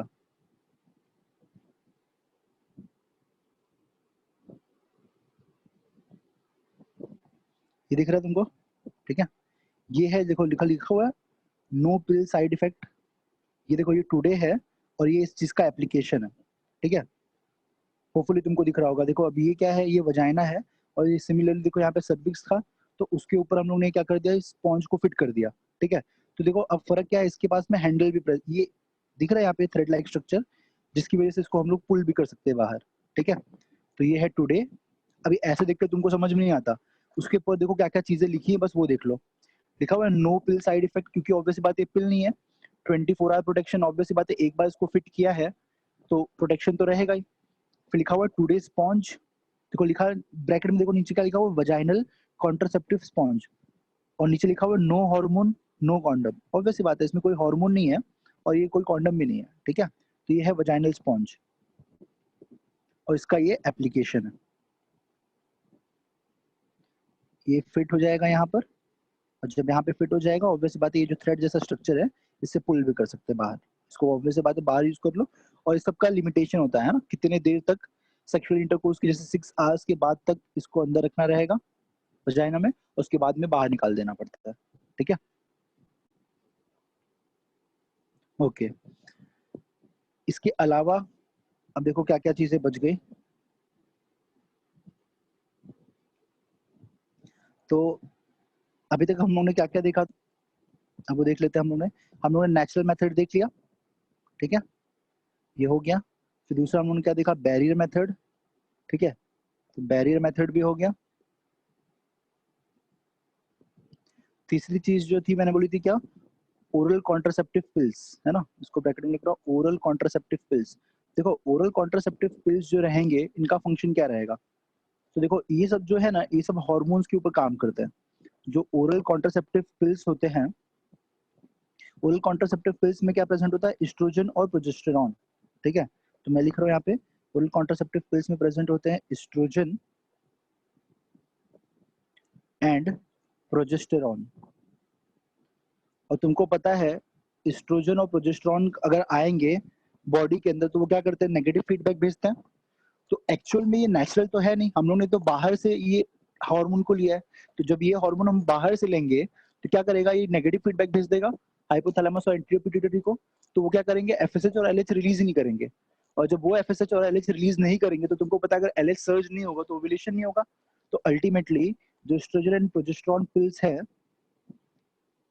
ये क्या कर रहे हैं, इनहिबिट ओव्यूलेशन, है ना, ये ओव्यूलेशन को इनहिबिट कर रहे हैं, ठीक है। तो ये ओव्यूलेशन को इनहिबिट कर रहे हैं, तो वे इस तरह से काम करते हैं लोग, कौन, एस्ट्रोजन और प्रोजेस्टेरॉन पिल्स। तो ये एस्ट्रोजन और प्रोजेस्टेरॉन पिल्स जो है इसके क्या क्या टाइप्स है, क्या क्या अवेलेबल, देखो तुम दो नाम तुमको पता रहना चाहिए, एक है माला डी एंड दूसरा है माला एन। ये क्या है इसका मतलब, देखो कुछ नहीं है, दोनों में ही एस्ट्रोजन है प्रोजेस्टेरॉन है, ठीक है। बस फर्क क्या है डी और एन में, दोनों का कंपोनेंट सेम है, एस्ट्रोजन भी है प्रोजेस्टेरॉन दोनों में ही है। बस ये जो माला एन है ना, ये गवर्नमेंट ऑफ इंडिया देता है, ठीक है, गवर्नमेंट ऑफ इंडिया देता है और ये फ्री में मिल जाता है, ठीक है। और जो माला डी है ऑब्वियस बात है ये फ्री नहीं है, ठीक है, तो इसको परचेज करना पड़ेगा। तो यहाँ पे लिख रहा हूँ नॉट फ्री। दोनों में कंटेंट क्या है, सेम है, एस्ट्रोजन है प्रोजेस्टेरॉन है। तो अब ये कैसे, अब इसके ऊपर डिटेल है कि ये कैसे ओरल कॉन्ट्रासेप्टिव पिल्स यूज करना होता है और ये जो टैबलेट्स है ये क्या क्या है। तो देखो, तो हम लोग का हेडिंग जो है ये ओरल कॉन्ट्रासेप्टिव पिल है। तो अब क्या होता है, सबको पता है कि 28 डेज का साइकिल नॉर्मली रहता है, ठीक है। तो गवर्नमेंट क्या करता है कि टैबलेट्स देता है, उसमें ना 21 जो रहेंगे, ऐसे मैं बता रहा हूँ 21 जो रहेंगे वो एक्चुअल में एस्ट्रोजन प्रोजेस्टेरॉन के कॉम्बिनेशन रहेंगे, ठीक है। और जो लास्ट 7 रहेंगे, 5 6 7, ये जो लास्ट के 7 है ना, ये आयरन टैबलेट्स होते हैं, ठीक है, आयरन टैबलेट्स होते हैं। क्यों, एक बात बताओ, अभी हम लोगों ने बोला था कि स्टार्टिंग के फर्स्ट वीक जो है वो सेफ है और जो लास्ट का वीक है वो सेफ है। तो जब लास्ट का वीक 7, लास्ट के 7 डेज सेफ हैं, ठीक है, तो उसमें क्या जरूरत है कुछ हार्मोन देने की, तो इसलिए हम लोग उसमें क्या करते हैं, आयरन टैबलेट देते हैं। और तुमको पता है अगर आयरन के टैबलेट्स देंगे तो वो क्या करेगा, हीमोग्लोबिन का लेवल फीमेल्स के अंदर इंक्रीज करेगा। तो एक तो ये एडवांटेज है। तो अब तुम लोग ये भी पूछोगे सर स्टार्ट के 7 डेज में भी तो है ना वो सेफ ही है ना, बट क्या करना होता है, तुमको हार्मोन का एक लेवल पहले इंक्रीज करना होता है, एक पर्टिकुलर लेवल रहना चाहिए हार्मोन का, तभी वो प्रोटेक्शन देगा।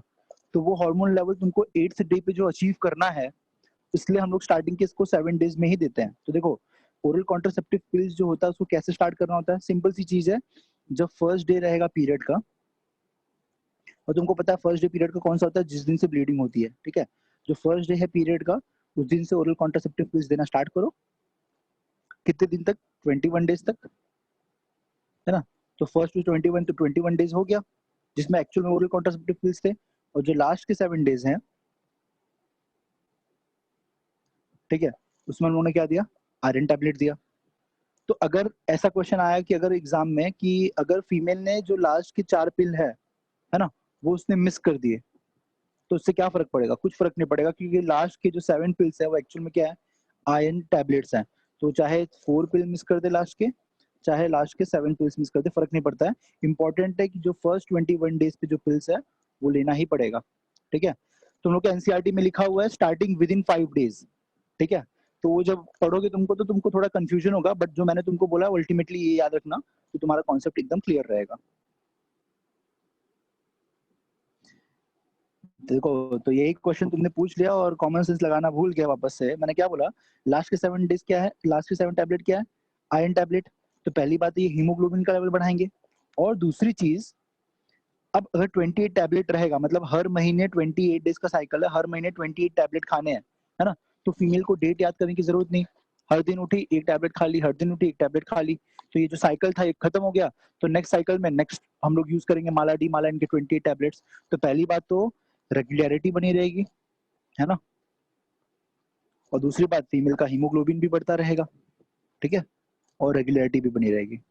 तो मैंने किसकी बात की, ओरल कॉन्ट्रासेप्टिव पिल्स, जो कि मैंने तुमको दो क्या बताया, माला डी एंड माला एन, है ना, माला डी एंड माला एन, ये दो मैंने तुमको बताया, जिसमें 21 डेज के लिए क्या है, ओरल कॉन्ट्रासेप्टिव पिल एक्चुअल में जो है एस्ट्रोजन प्रोजेस्टेरोन, और लास्ट के 7 क्या है, आयरन टैबलेट्स हैं। ठीक है, अभी देखो मुझको इसके साथ में तुमको एक और चीज बता देनी चाहिए, जैसे कि ये जो एस्ट्रोजन प्रोजेस्टेरोन है, तो ऑब्वियस सी बात है ये हार्मोनल मेथड है, इसके अंदर हार्मोन्स प्रेजेंट है।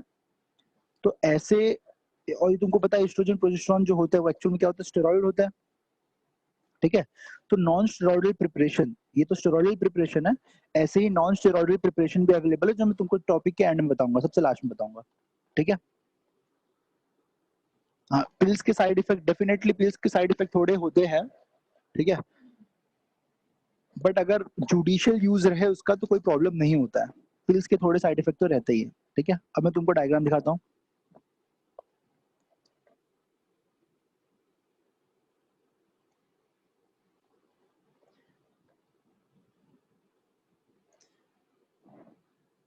ठीक है, अब देखो ये डायग्राम दिख रहा है, ये माला डी है, और ये दूसरा डायग्राम दिख रहा है, ये माला एन है।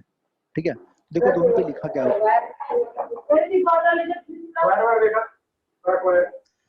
तुम सबको ऑडियो ऑफ रखने बोलता हूँ, घर पे लड़ाई कर रहे।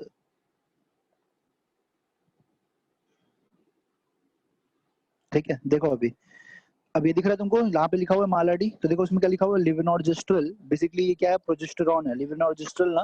देखो प्रोजेस्टेरॉन के जनरेशन होते हैं, उसमें से याद रखना है लिविनोर्जेस्ट्रल जो लिखा हुआ है वो क्या है, प्रोजेस्टेरॉन है। और ये इथिनाइल एस्ट्राडियोल लिखा है, तो एस्ट्राडियोल मतलब तुमको समझ में आ गया, एस्ट्रोजन है।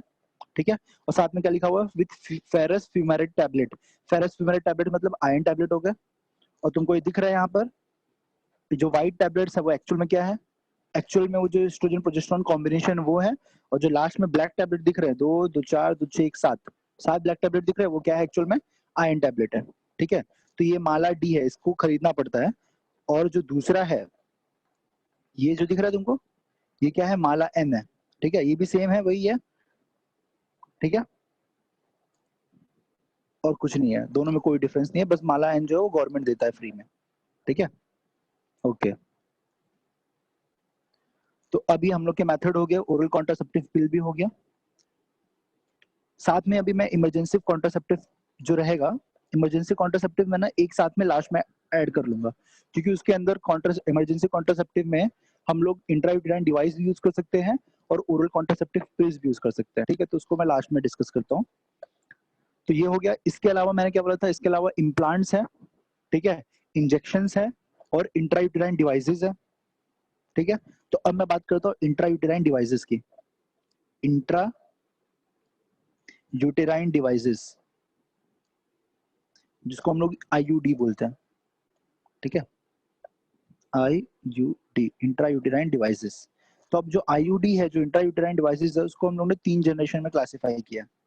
ठीक है, 3 जनरेशन में क्यों बोला हम लोगों ने, कि जो first generation of intra uterine device थे वो नॉन मेडिकेटेड थे। नॉन मेडिकेटेड का मतलब क्या होता है, उसमें कुछ भी मेडिसिन नहीं था। ठीक है, नॉन मेडिकेटेड, नॉन मेडिकेटेड, जिसका एक एग्जाम्पल देता हूँ, इस नॉन मेडिकेटेड का एक एग्जाम्पल याद रखना, इसका एक एग्जाम्पल है लिपीज लूप, ठीक है, LIPPES लिपीज लूप, ठीक है। फिर एक आया सेकेंड जनरेशन, जो सेकेंड जनरेशन थे, जैसे मैंने बोला कि जो फर्स्ट जनरेशन है वो क्या है, नॉन मेडिकेटेड है, जो सेकेंड जनरेशन है वो कॉपर कंटेनिंग है, ठीक है, कॉपर कंटेनिंग इंट्रायूटेराइन डिवाइसेस। तो कॉपर कंटेनिंग इंट्रायूटेराइन डिवाइसेस के एग्जांपल क्या है, इसके एग्जांपल है copper T 380, copper T 375, multi load, ठीक है, और जो भी तुम लोग के एग्जाम मतलब बुक में लिखा रहेगा वो देख लेना, बट सबसे कॉमनली यही है कॉपर टी 380A, ठीक है। इन सब का क्या मतलब होता है मैं एक्सप्लेन करता हूँ अभी। और फिर आया थर्ड जनरेशन, जो थर्ड जनरेशन है उनमें क्या प्रेजेंट रहेगा, उनमें प्रेजेंट रहेंगे हॉर्मोन्स, ठीक है, इनमें क्या प्रेजेंट रहेगा, इनमें प्रेजेंट रहेगा हार्मोन। तो एक इसका एग्जांपल याद रखना, हार्मोन वाले कौन से हैं, जिसका एग्जांपल मैं तुमको नाम लिख रहा हूँ LNG20, LNG20, इसका क्यों मतलब है इसका बताता हूँ। और LNG20 का दूसरा नाम होता है मिरीना, MIRENA। देखो अभी मैं तुमको थोड़ी देर पहले जो माला डी और माला एन था उसके टैबलेट पे दिखाया था, वहां पे क्या लिखा हुआ था, लिवेनॉर जस्ट्रल। तो यहाँ पे जो LNG है इसका मतलब है लिवेनॉर, लिवेनॉर जस्ट्रल, है ना। तो ये जो होता है ये एक्चुअल में क्या होता है, लिवेनॉर जस्ट्रल एक्चुअल में कुछ नहीं, प्रोजेस्टेरॉन होता है, ठीक है। तुमको पता है प्रोजेस्टेरॉन जो है ये क्या है, प्रोजेस्टेरॉन जो है ये प्रेगनेंसी हार्मोन है ना। तो अगर बॉडी में ऑलरेडी प्रोजेस्टेरॉन का लेवल हाई रहेगा तो वहां पे ओव्यूलेशन होने की जरूरत है क्या, नहीं है। तो अगर तुमसे पूछेंगे मैकेनिज्म ऑफ एक्शन सबका, तो मैकेनिज्म ऑफ एक्शन तुम लोग एकदम इजीली बता सकते हो, ठीक है।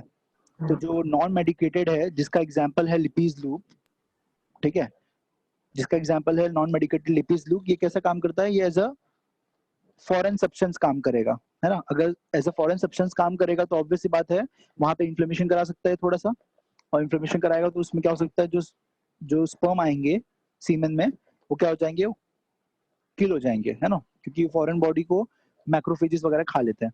तो ये तुम्हारे लिए नॉन मेडिकेटेड ऐसा इतना इंपॉर्टेंट नहीं है, इंपॉर्टेंट है तुम्हारे लिए कॉपर कंटेनिंग और हार्मोनल। हार्मोनल के बारे में तुमको मैंने बताया कि हार्मोन्स में क्या रहेंगे, प्रोजेस्टेरॉन, और तुमको पता है प्रोजेस्टेरॉन जो है वो प्रेगनेंसी हार्मोन है। तो अगर प्रोजेस्टेरॉन रहेगा तो ओव्यूलेशन होगा क्या, नहीं। तो यहाँ पे मैं लिख रहा हूँ इनहिबिट ओव्यूलेशन, ओव्यूलेशन नहीं कराएगा ये, ठीक है। जो कॉपर टी है ये क्या करते हैं, ये दो चीज करते हैं। पहला चीज ये स्पर्म को किल कर देता है, या मैं बोल सकता हूँ स्पर्म की मोटिलिटी को कम करते हैं। तो decreases motility of sperm, decreases motility of sperm, मैं किसकी बात कर रहा हूँ, ये एरो ध्यान देना, मैं कॉपर कंटेनिंग की बात कर रहा हूँ, डिक्रीज मोटिलिटी ऑफ स्पर्म्स। और दूसरा मैं बोल रहा हूँ कि दूसरा क्या करता है, इनहिबिट इम्प्लांटेशन। तुमको पता है कि एंडोमेट्रियम के अंदर इम्प्लांटेशन होता है, तो ये इम्प्लांटेशन नहीं होने देते, इनहिबिट इम्प्लांटेशन, ठीक है। तो ये किसकी बात किया मैंने, इंट्रायूटेराइन डिवाइसेस की बात की, क्या। तीन जनरेशन है, first second third. First generation जो है वो नॉन मेडिकेटेड है, सेकंड जनरेशन कॉपर कंटेनिंग है, ठीक है, और जो थर्ड जनरेशन है वो हार्मोन कंटेनिंग है। मैंने तुमको एग्जांपल दिया copper T 375 multi load, copper T 380A, और यहाँ पे एग्जांपल दिया LNG20 मेरीना। अब देखते हैं इन सब में फर्क क्या हो, ये दोनों दिखते कैसे ये लोग, ठीक है। अब मैं डायग्राम शेयर करता हूँ,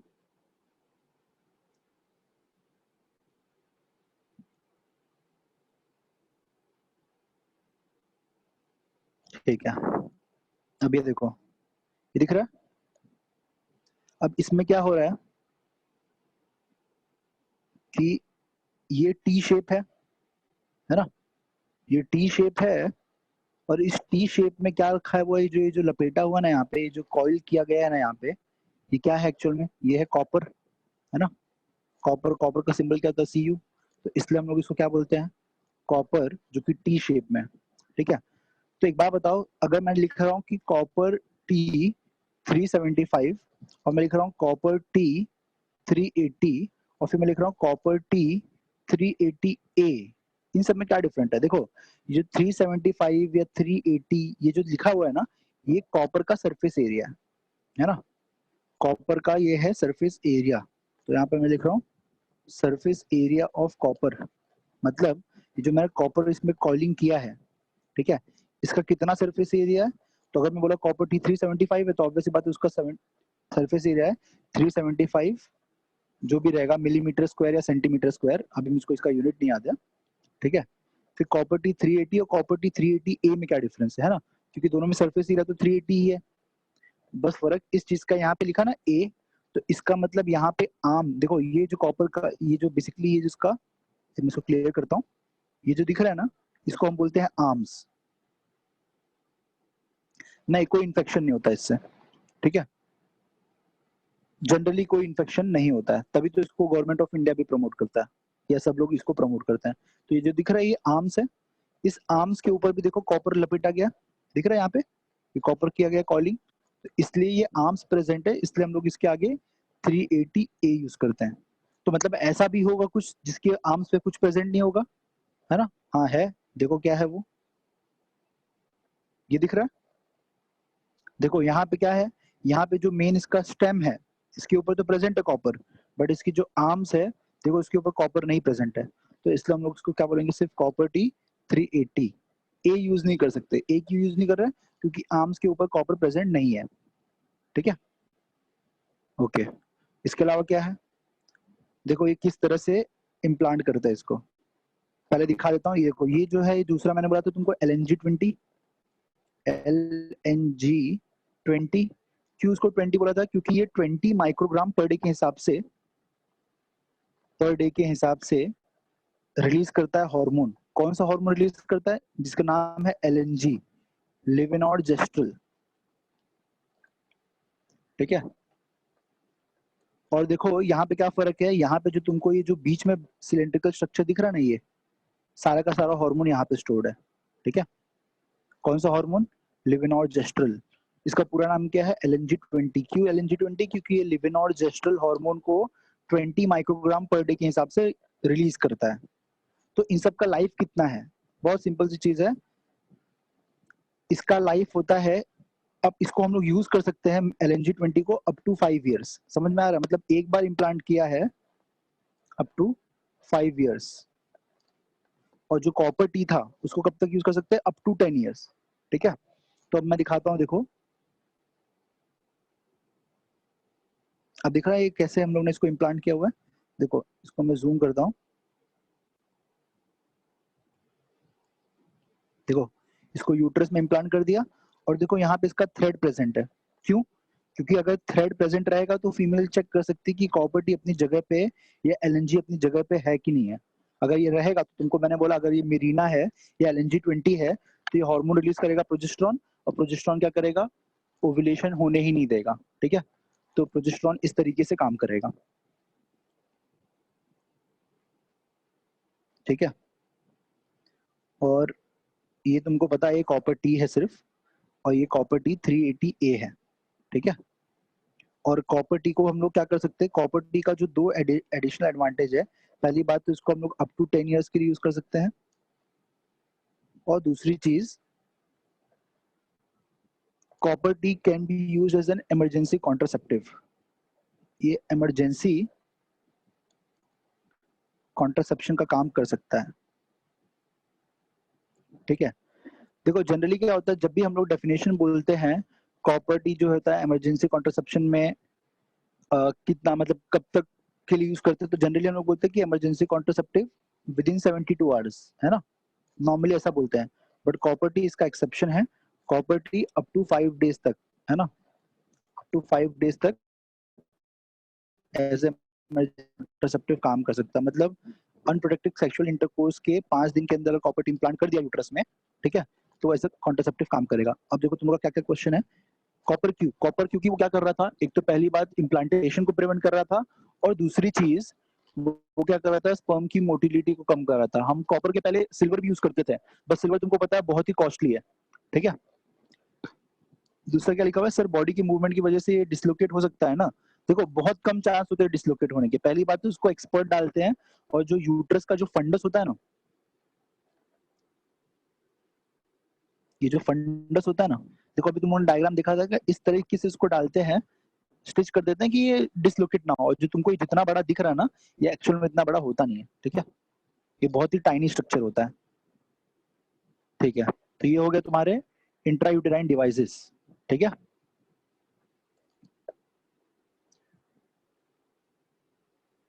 अब इंट्रायूटेराइन डिवाइसेस के बाद हम लोगों ने क्या बोला था, इंट्रायूटेराइन डिवाइसेस के अलावा हम लोग के पास क्या है, फिर हम लोगों ने बोला था कि 3 चीज बचती है। एक तो क्या था, इम्प्लांट, है ना। बॉडी के अंदर जो इम्प्लांट्स होते हैं वो, फिर हम लोगों ने बताया इंजेक्शन हो सकते हैं,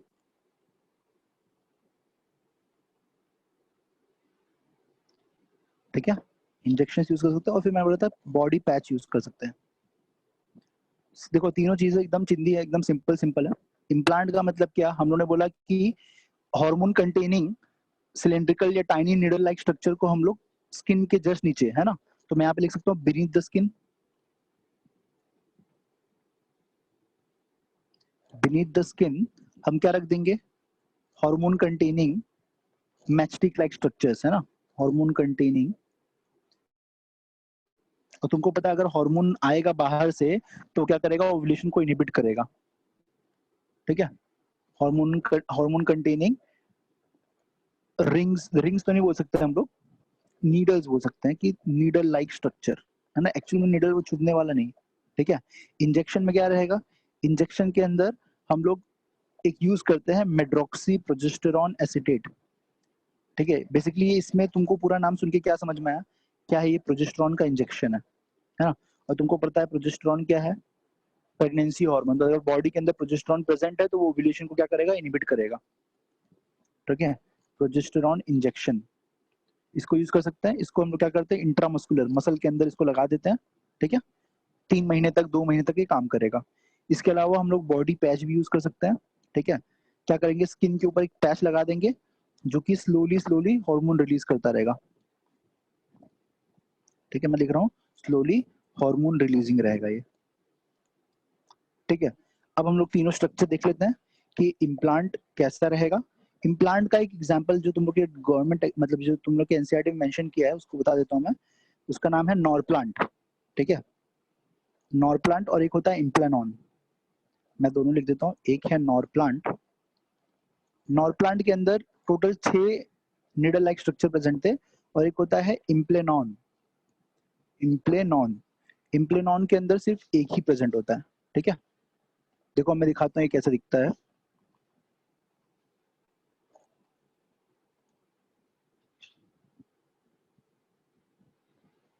देखो अब ये दिख रहा है तुमको, अब ये देख के तुमको समझ में आ गया है कि ये क्या होगा, कॉमन सेंस है। ये तुमको दिख रहा है पैच है ना।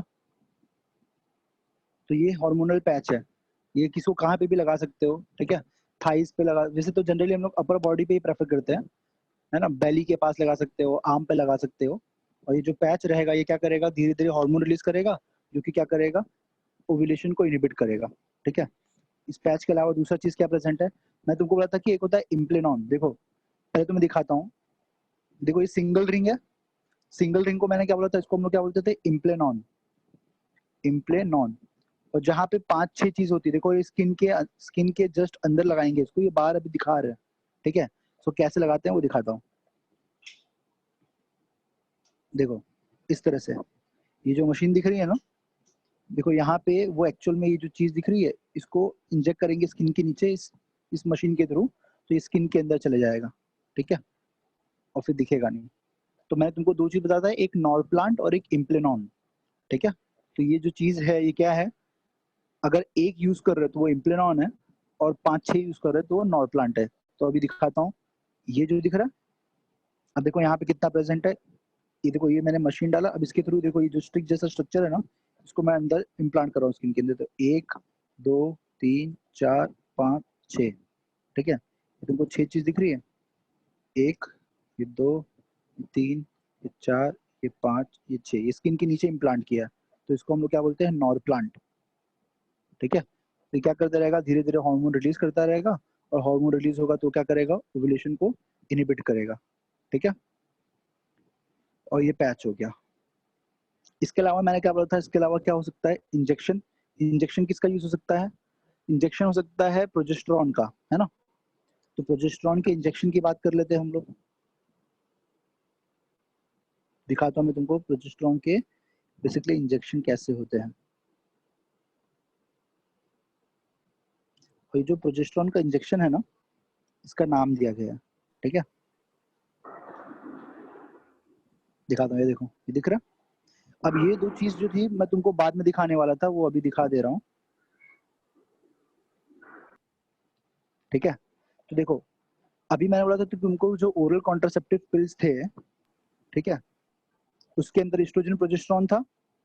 तो वो जो ओरल कॉन्ट्रासेप्टिव पिल थे ना, तो गवर्नमेंट ऑफ इंडिया में क्या-क्या किया, एक जगह है अपने लखनऊ में, सेंट्रल ड्रग रिसर्च इंस्टीट्यूट, ठीक है? मैं लिख रहा हूँ यहाँ पे, सेंट्रल ड्रग रिसर्च इंस्टीट्यूट।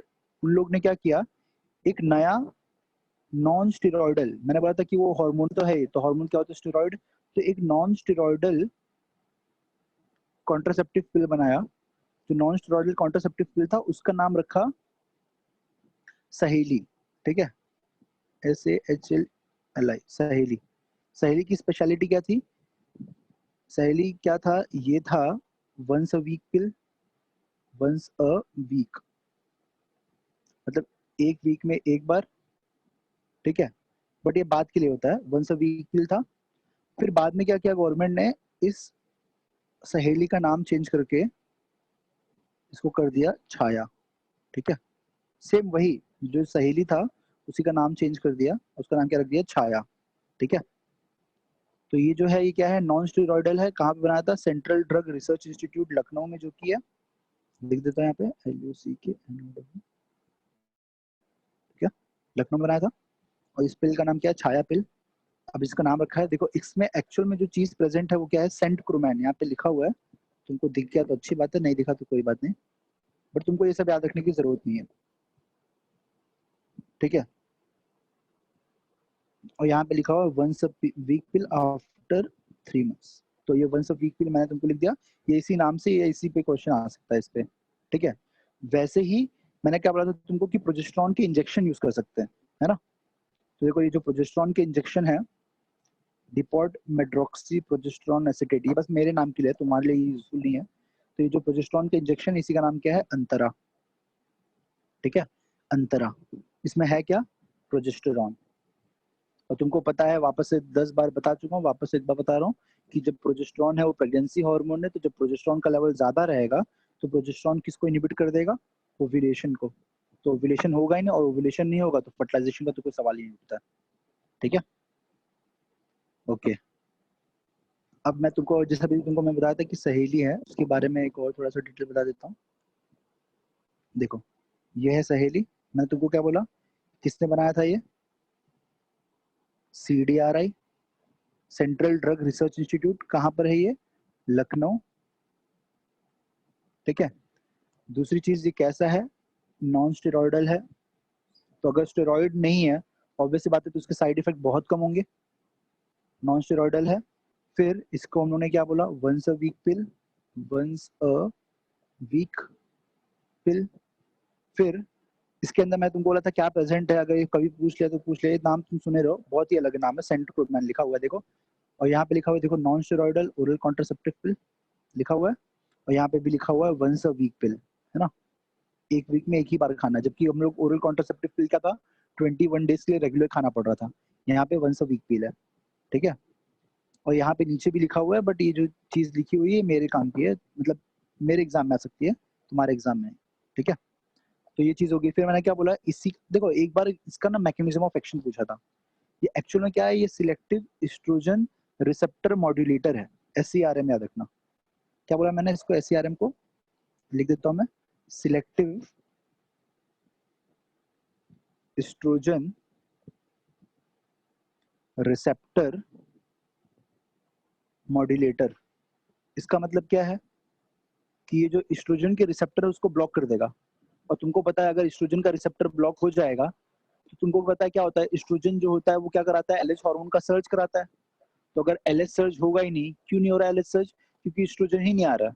तो अगर एस्ट्रोजन ही नहीं आ रहा तो LH सर्च नहीं हो रहा, और अगर LH सर्च नहीं होगा तो क्या नहीं होगा, ओव्यूलेशन।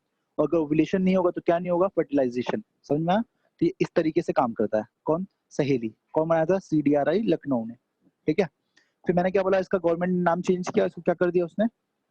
छाया, ठीक है। तो एग्जाम में क्वेश्चन आ सकता है ये। देखो यहाँ पे लिखा हुआ है छाया।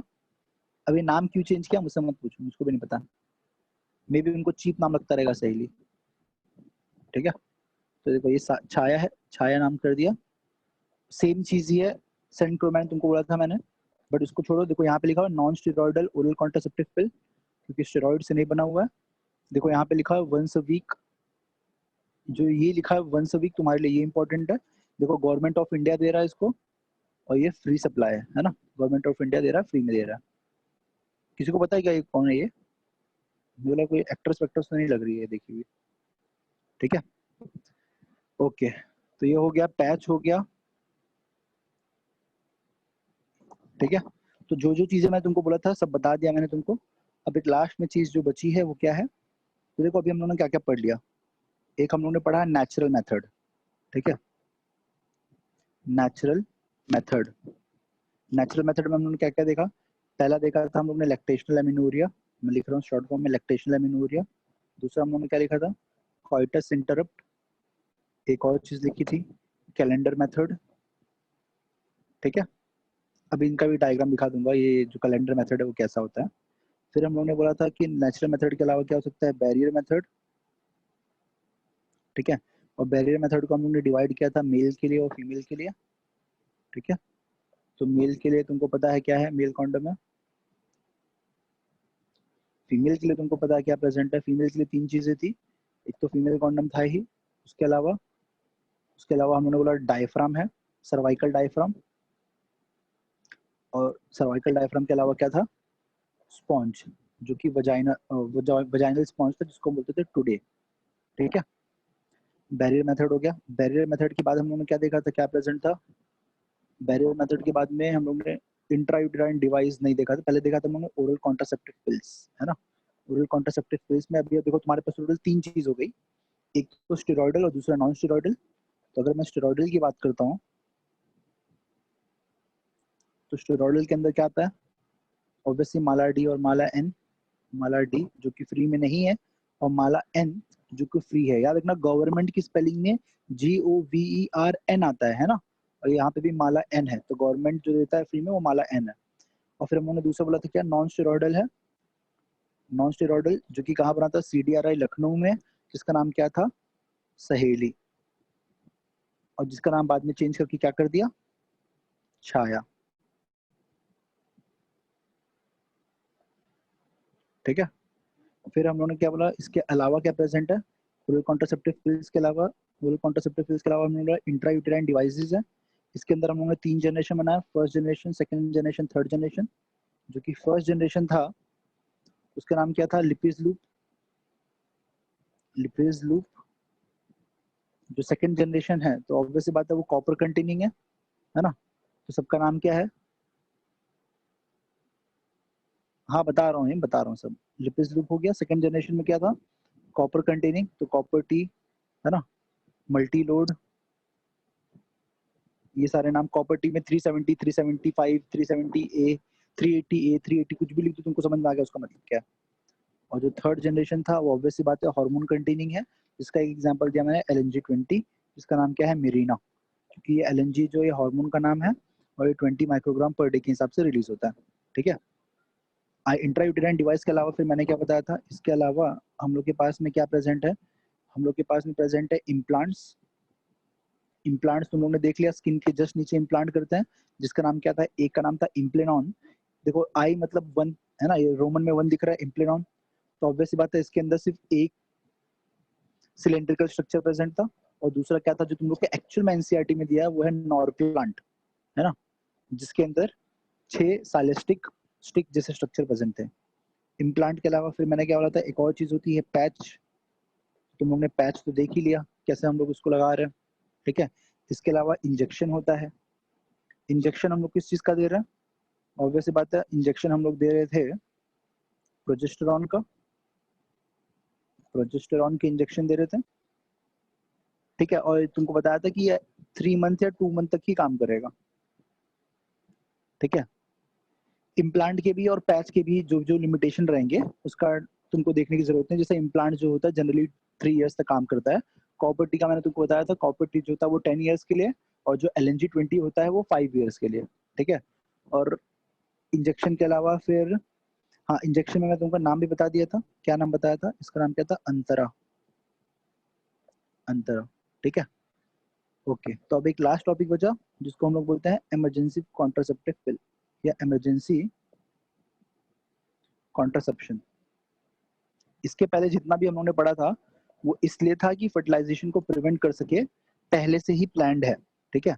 बट अगर किसी भी रीजन से जो भी कॉन्ट्रासेप्शन यूज किया था वो फेल हो गया, ठीक है, बैरियर मेथड यूज किया तो ऑब्वियस बात है उसको वो टीयर हो गया, ठीक है, या कॉइटस इंटरप्ट था, नहीं इंटरप्ट हो पाया, है ना, या जो कैलेंडर मेथड था वो भी फेल कर गया। मतलब कैलेंडर मेथड जो हम लोगों ने कॉमन सेंस लगाया था कि स्टार्टिंग का फर्स्ट वीक और लास्ट का एक वीक, ये सब हम लोगों ने यूज किया था। बट इसके अलावा क्या हो गई? प्रेगनेंसी हो गई, तो ऑब्वियस बात अगर प्रेगनेंसी हो गई तो उसके लिए भी कॉन्ट्रासेप्शन यूज करना पड़ेगा। मतलब अगर प्रेगनेंसी हो गई ऐसा नहीं बोल सकते हम लोग, बस ये बोल सकते हैं कि जितने भी मेथड यूज करे थे वो फेल हो गया, या किसी भी रीजन से जो सीमेन था वो डिस्चार्ज हो गया फीमेल वेजाइनल ट्रैक्ट में, तो क्या होगा? तो हम लोग यूज कर सकते हैं इमरजेंसी कॉन्ट्रासेप्शन। कॉन्ट्रासेप्शन इसके अंदर भी तुम्हारे पास पिल्स प्रेजेंट है, ठीक है, और इंट्रायूटेराइन डिवाइस प्रेजेंट है। इंट्रायूटेराइन डिवाइस के बारे में तुमको मैंने बता दिया, एक ही इंट्रायूटेराइन डिवाइस तुम लोग जनरली यूज कर रहे हो, कॉपर टी। कब तक? Up to 5 days, up to 5 days from unprotected sexual intercourse, up to 5 days from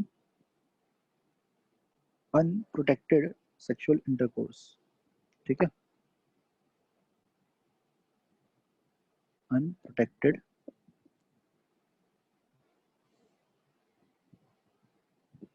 sexual intercourse, ठीक है। ये कॉपर्टी की बात कर दी हम लोग ने, जो सबसे ज्यादा टाइम स्पेन तक कॉन्ट्रासेप्शन प्रोवाइड कर रहा है। इसके अलावा जो पिल्स होता है, तुमको पता है पिल्स के बारे में तुम लोगों ने सुना रहेगा, टीवी पे कॉन्स्टेंटली ऐड आता है आई पिल, है ना, और ये कब तक के लिए अवेलेबल है? Up to 72 hours, up to 72 hours, same वही जो नीचे की लाइन है, फ्रॉम अनप्रोटेक्टेड सेक्सुअल इंटरकोर्स, ठीक है। अब इसका आईपीएल में एक्चुअल में ऐसा होता क्या है, जो तुम लोगों ने पढ़ा था ना LNG-20, लिविन और जेस्ट्रल, सेम वही हार्मोन इसमें भी होता है, लिविन और जेस्ट्रल, ठीक है। तो ये हो सकता है इमरजेंसी कॉन्ट्रासेप्शन। इसका इमेज दिखा देता हूँ, तुम लोगों ने देखा ही है वैसे तो ये टीवी पे, बट स्टिल एक दो इमेज दिखाना मुझको।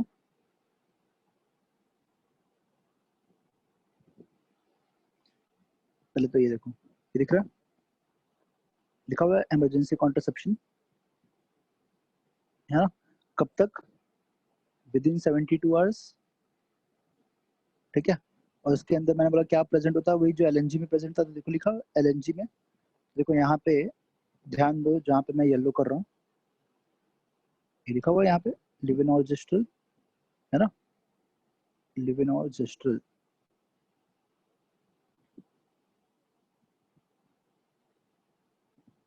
सब नाम तुमको याद नहीं हुए चल जाएगा, कॉन्सेप्ट समझ में आना चाहिए, ठीक है। अब ये इंडियाज नंबर 1 नंबर 2 अपने को इस सबसे क्या लेना देना, ठीक है। तो ये हो गया। अब देखो ये जो है, जो मैं तुमको सबसे पहले बताया था कैलेंडर मेथड, मैं उसकी बात कर रहा हूँ। देखो कैलेंडर मेथड लिखा हुआ है यहाँ पर, और देखो लिखा हुआ है डे 1, देखो सेव डे कहाँ तक लिखा है, 1 2 3 4 5 6 7, देखो लिखा हुआ है। और देखो उसके बाद में क्रॉस किया हुआ है, कब तक क्रॉस किया हुआ है इसने? 2019 तक क्रॉस किया हुआ है। बट उन्होंने क्या बोला, पहली बात तो ये 30 डेज का तो है ही नहीं, हम 28 डेज का साइकिल मान रहे हैं, ठीक है। तो अगर 28 डेज का साइकिल मान रहे हैं तो ऑब्वियस बात है लास्ट के 7 दिन, है ना। देखो उसने 29 30 भी लिया था, तो हम लोग उसको कैंसिल कर रहे हैं, तो हम लोग ऑब्वियस बात है इसको भी कैंसिल करेंगे, सॉरी 21 कैंसिल नहीं करेंगे, लास्ट के 7 डेज काउंट करें बस। लास्ट के 7 डेज क्या क्या है जो सही रहेंगे? सेफ, 1, ये 2, ये 3, 4, ये 5, ये 6, ये 7, ठीक है। तो इसको भी कैंसिल कर दो, ठीक है। तो हम लोगों ने बोल दिया स्टार्टिंग के 1 वीक और लास्ट का 1 वीक, ये दोनों क्या है? सेफ पीरियड है। इसको हम लोग क्या बोलते हैं? कैलेंडर मेथड, ठीक है। ओके, ठीक है। इसके अलावा और इस कॉन्ट्रासेप्शन पार्ट से तो कुछ भी नहीं है, सारे तुम लोगों ने डायग्राम देख ही लिया, ठीक है। और फिर मैं तुमको बताया था कि जो 2 परमानेंट मेथड ऑफ स्टरलाइजेशन है वो क्या थे, वेसेक्टमी और ट्यूबेक्टमी, है ना। वेसेक्टमी और ट्यूबेक्टमी 2 बताया था परमानेंट मेथड ऑफ स्टरलाइजेशन। तो अब मैं वो दोनों दिखा देता हूँ। देखो मेल्स के लिए क्या होता है वेसेक्टमी और फीमेल्स के लिए क्या होता है ट्यूबेक्टमी। तो देखो ये वेसेक्टमी है, तो वेसेक्टमी में क्या लिखा है, देखो लिखा हुआ है डिवाइडेड वासा डिफरेंशिया, डिवाइडेड वासा डिफरेंशिया, क्योंकि देखो ये वासा डिफरेंशिया था, देखो उसको हम लोगों ने कट कर दिया और कट करने के बाद क्या कर दिया, देखो उसको टाई कर दिया। तो ऑब्वियस सी बात है जो टेस्टिस में स्पर्म प्रोड्यूस हुआ था वो आगे जा ही नहीं सकता, ठीक है। तो इसको हम लोग क्या बोलते हैं, वेसेक्टमी। अब इसके बारे में तुमको थोड़ा सा डिटेल बता देता हूँ। पहली चीज क्या, जो वेसेक्टमी है ये मेल में कर रहे हो क्योंकि ऑब्वियस बात है वासा डिफरेंशिया मेल में, है ना। बट एक बात बताओ कि वेसेक्टमी करने के क्या नेक्स्ट डे से ही ये कॉन्ट्रासेप्शन बेनिफिट मिलना स्टार्ट हो जाएगा क्या, नहीं। क्यों, क्योंकि तुमको पता है जो इजैकुलेटरी डक्ट है, ठीक है, जो इजैकुलेटरी डक्ट है उसमें तो स्पर्म प्रेजेंट है ना। ऑब्वियस सी बात है अगर इजैकुलेटरी डक्ट है उसमें स्पर्म प्रेजेंट है तो जो ऑलरेडी स्टोर्ड स्पर्म है वो तो अभी भी प्रेगनेंसी कॉज करा सकता है। इसलिए वेसेक्टमी के 3 मंथ्स के बाद तक, है ना, वेसेक्टमी के बाद जो 3 मंथ्स होते हैं तब तक बैरियर मेथड यूज करना चाहिए, है ना। Use barrier method. क्यों बैरियर मेथड बोला वेसेक्टमी के बाद भी यूज करना है, क्योंकि हम लोगों ने बोला जो इजैकुलेटरी डक्ट था उसके अंदर ऑलरेडी स्पर्म प्रेजेंट है ना, और ये स्पर्म क्या करा सकता है, प्रेगनेंसी कॉज करा सकता है, ठीक है। तो ये है वेसेक्टमी। फिर फीमेल्स में क्या होता है, और वैसे बात है फीमेल्स में होता है ट्यूबेक्टमी, है ना। देखो ये एनसीईआरटी का ही डायग्राम है, देखो लिखा हुआ है यहाँ पे fallopian tubes are cut and tied. देखो यहाँ पे फेलोपियन ट्यूब था उसको कट किया उसको टाई कर दिया, और ये तो ऑब्वियस बात है जिस दिन किया उसी दिन से या उसके नेक्स्ट नेक्स्ट डे से ही या उसी इंस्टेंट से ही ये as a method of contraception काम करेगा, ठीक है। तो ये क्या है, ट्यूबेक्टमी, क्योंकि फेलोपियन ट्यूब जो है उसको हम लोग कट करके टाई कर रहे हैं, ठीक है। तो ये है ट्यूबेक्टमी, ठीक है, ओके। तो ये सारे मेथड ऑफ कॉन्ट्रासेप्शन हो गया। अब इसके अलावा जो, अब देखो ओसीपी और ईसीपी में क्या डिफरेंस, अब तुमको समझ में आ गया। ओसीपी क्या था, ओरल कॉन्ट्रासेप्टिव पिल, जो 21 डेज की साइकिल के लिए हम लोग ले रहे थे। और ईसीपी क्या है, इमरजेंसी कॉन्ट्रासेप्टिव पिल्स, जो with in 72 hours of unprotected sexual intercourse के बाद में लेना होता है, ठीक है। दोनों में डिफरेंस है।